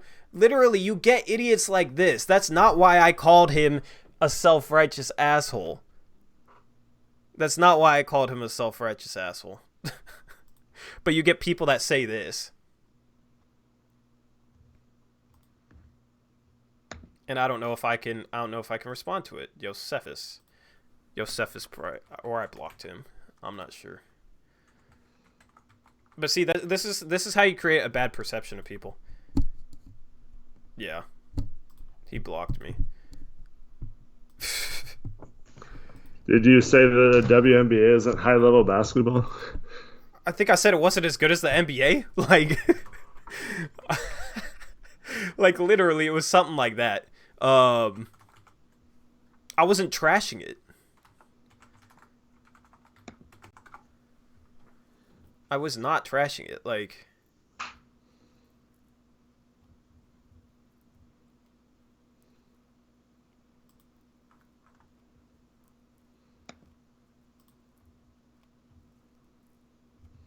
I don't even know where it'd be at. I have to go to my other account because he blocked me. Because I wanna go back to that conversation. Because I'm just gonna, you know, people are probably stick around for this. I don't really care. That's fine. I know this might not be entertaining, but there we go. Let's see what he said to. Let's see this whole conversation from the start.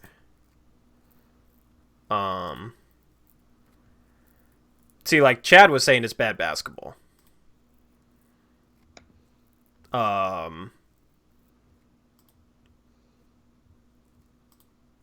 I forget where I came in.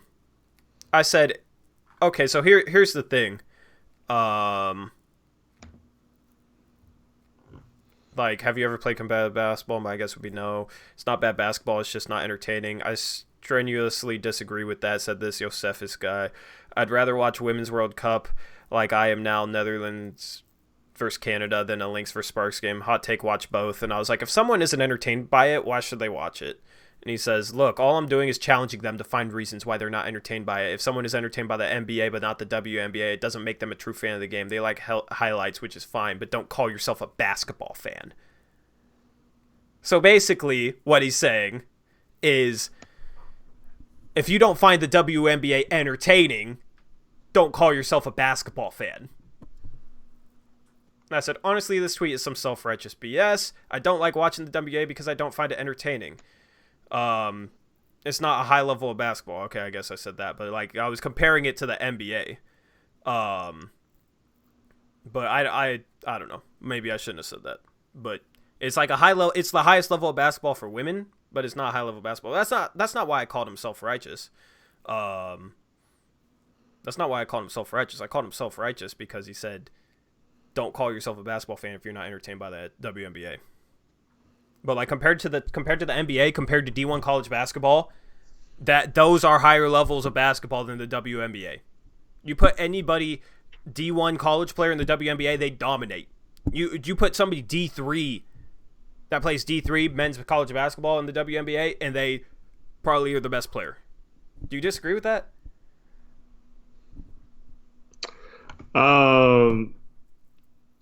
Say it again.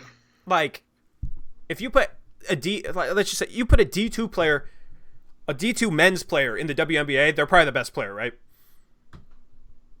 Because that's what I would think. Yeah, you know what I mean? Like, the WNBA, if you're comparing it to men's basketball, isn't a high-level basketball. Like, that is my opinion. It's just not a high-level basketball, you know? And that's not, like, any fault of their own. They work their ass off. They're talented.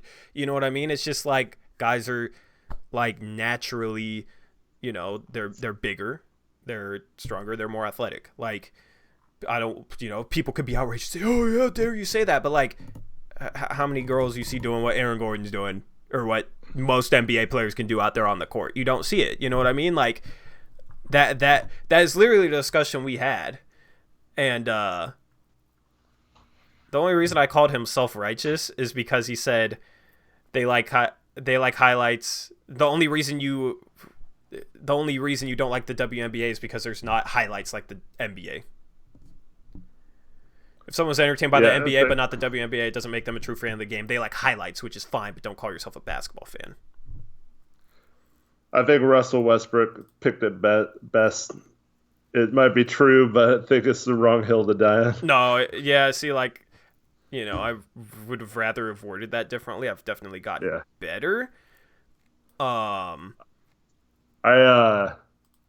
So back in the day, I had a membership at the Hoop in Beaverton, and the Portland Power, was before the WNBA. It was the ABA or something like that. Mm-hmm. But they had both, what was her name? Jackie Stiles, who was the 2001 like college player of the year, and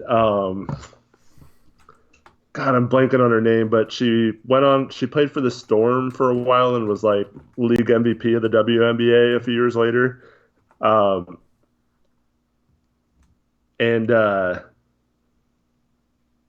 They would like practice at the Hoop, and then afterwards would run like pickup games and stuff. And they would get, are you listening to me? Kind of. But let me tweet this out first, and then.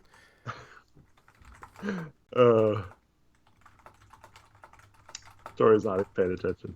Well, yeah, I'm just responding.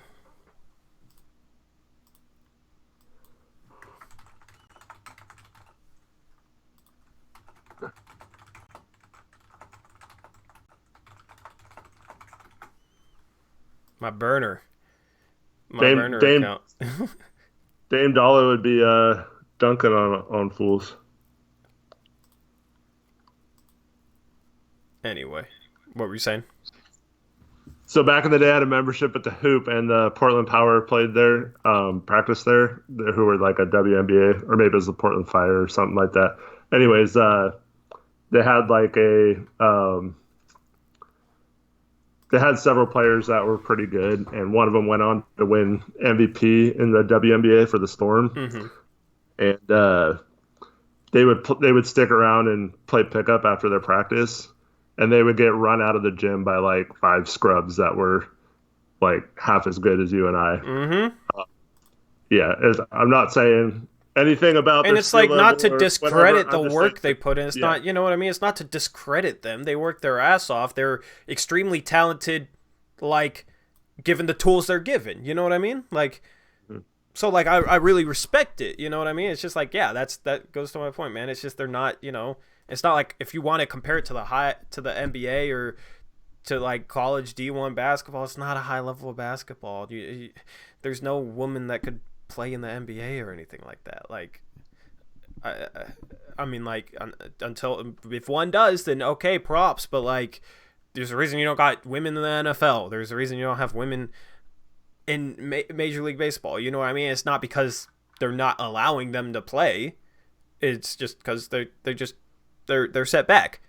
And honestly, like they do like more amazing things with their bodies than men playing sports. You know what I mean? Like they give birth. You know what I'm saying? Like that's more amazing than a guy going out there bouncing a ball, shooting a ball, swinging a baseball bat, whatever. You know what I mean? Like I just don't want people to. Whenever you point that out, people tend to just take that the wrong way or try and twist that to make you out to look a certain way. You know what I mean? Just like that guy did on Twitter.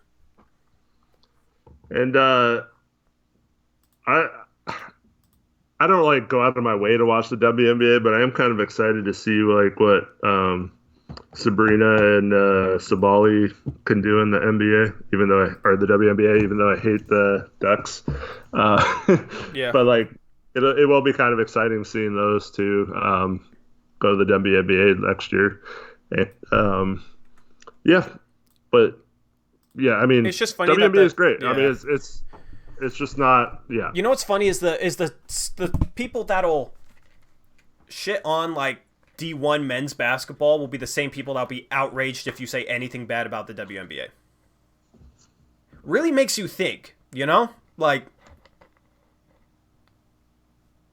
everything's equal. Why are you allowed to talk shit about D1 and nobody's allowed to say anything like about the WNBA in terms of them like, oh, they're not, as good as other NBA players. You know what I mean? Like stuff that's like a fact, but I don't know.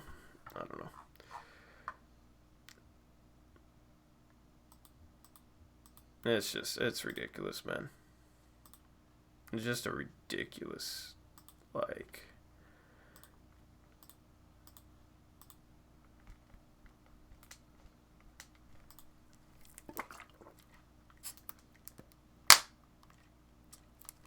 Gotta drink that water. I'm drinking water today. You guys proud of me? It's not soda. Damn, I want a Burgerville. Crap. Burgerville's closing. I guess I'll get Jack in the Box or something. I don't know. I'm hungry.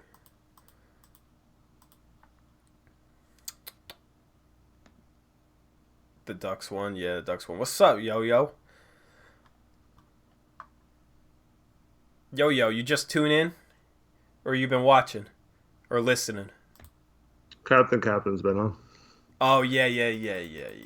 God, I forgot they're the same people. What's up, Yo-Yo? Goodbye, Captain.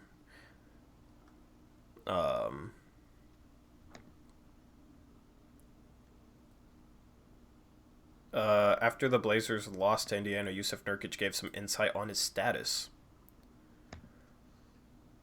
Who said that? Jason Quick, and it's behind a payroll. Start free trial.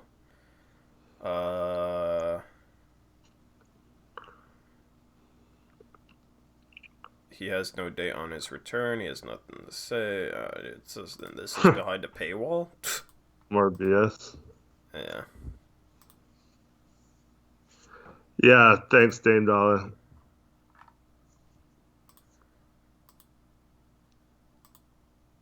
What? The Ducks are a much better team than the Beavers. If anybody has an athletics subscription, can somebody sum up that Nurkic article for me?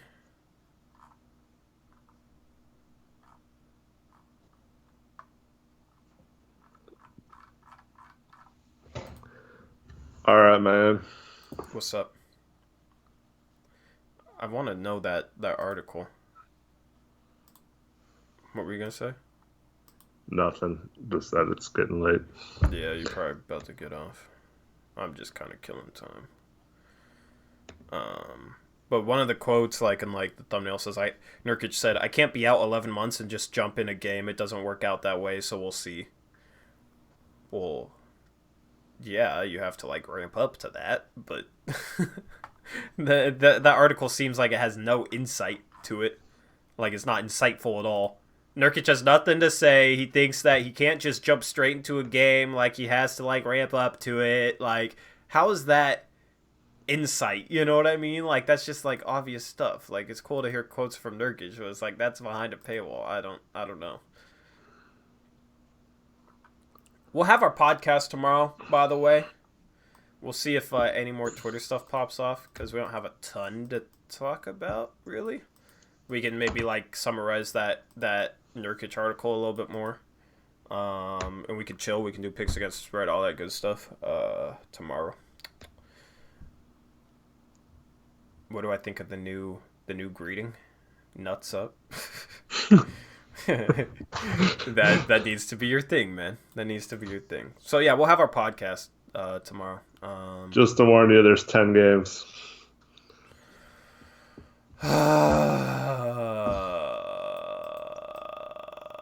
That's a lot of graphic making. Okay, sick. It's a lot of graphics to make. But yeah, I'll do that because I guess I'm gonna be up all night because I woke up took a long nap. Woke up at 7:30. Were you talking to me? It's kind of just talking to myself. I went to get my phone so I could text you. Yeah.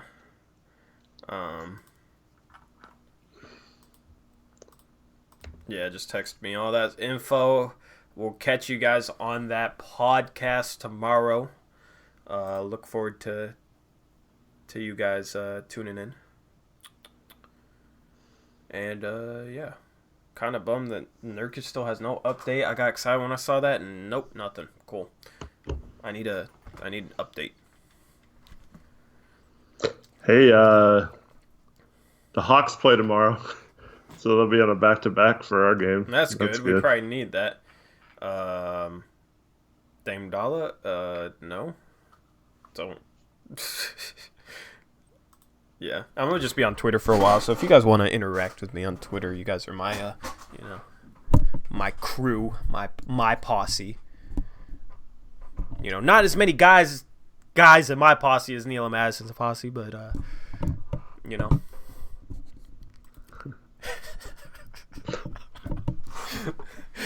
Oh, I don't know if you're laughing at what I. Nothing. Never mind. Oh, okay. Maybe somebody in chat will understand why I'm laughing, but anyway. If Trey gives us 60, I'm done watching. Yeah, me too. Me too. If what? No, I'm not done watching, but he said if Trey gives us 60, I'm done watching.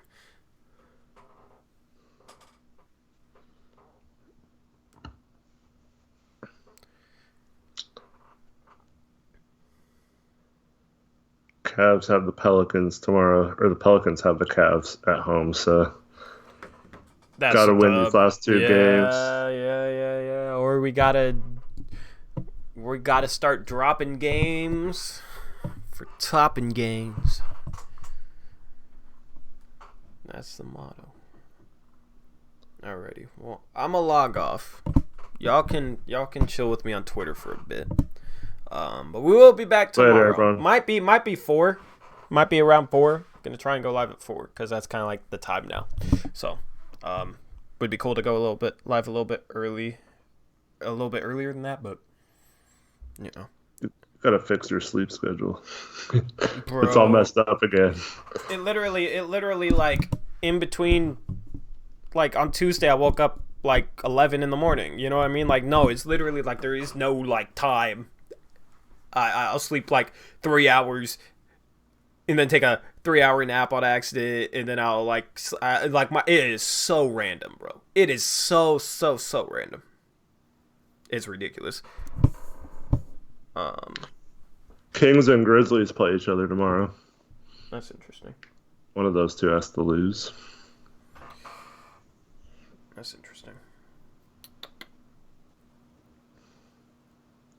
Jeez, there's some tough spreads again tomorrow. Yeah, it's gonna be fun. Yeah, just send me that stuff.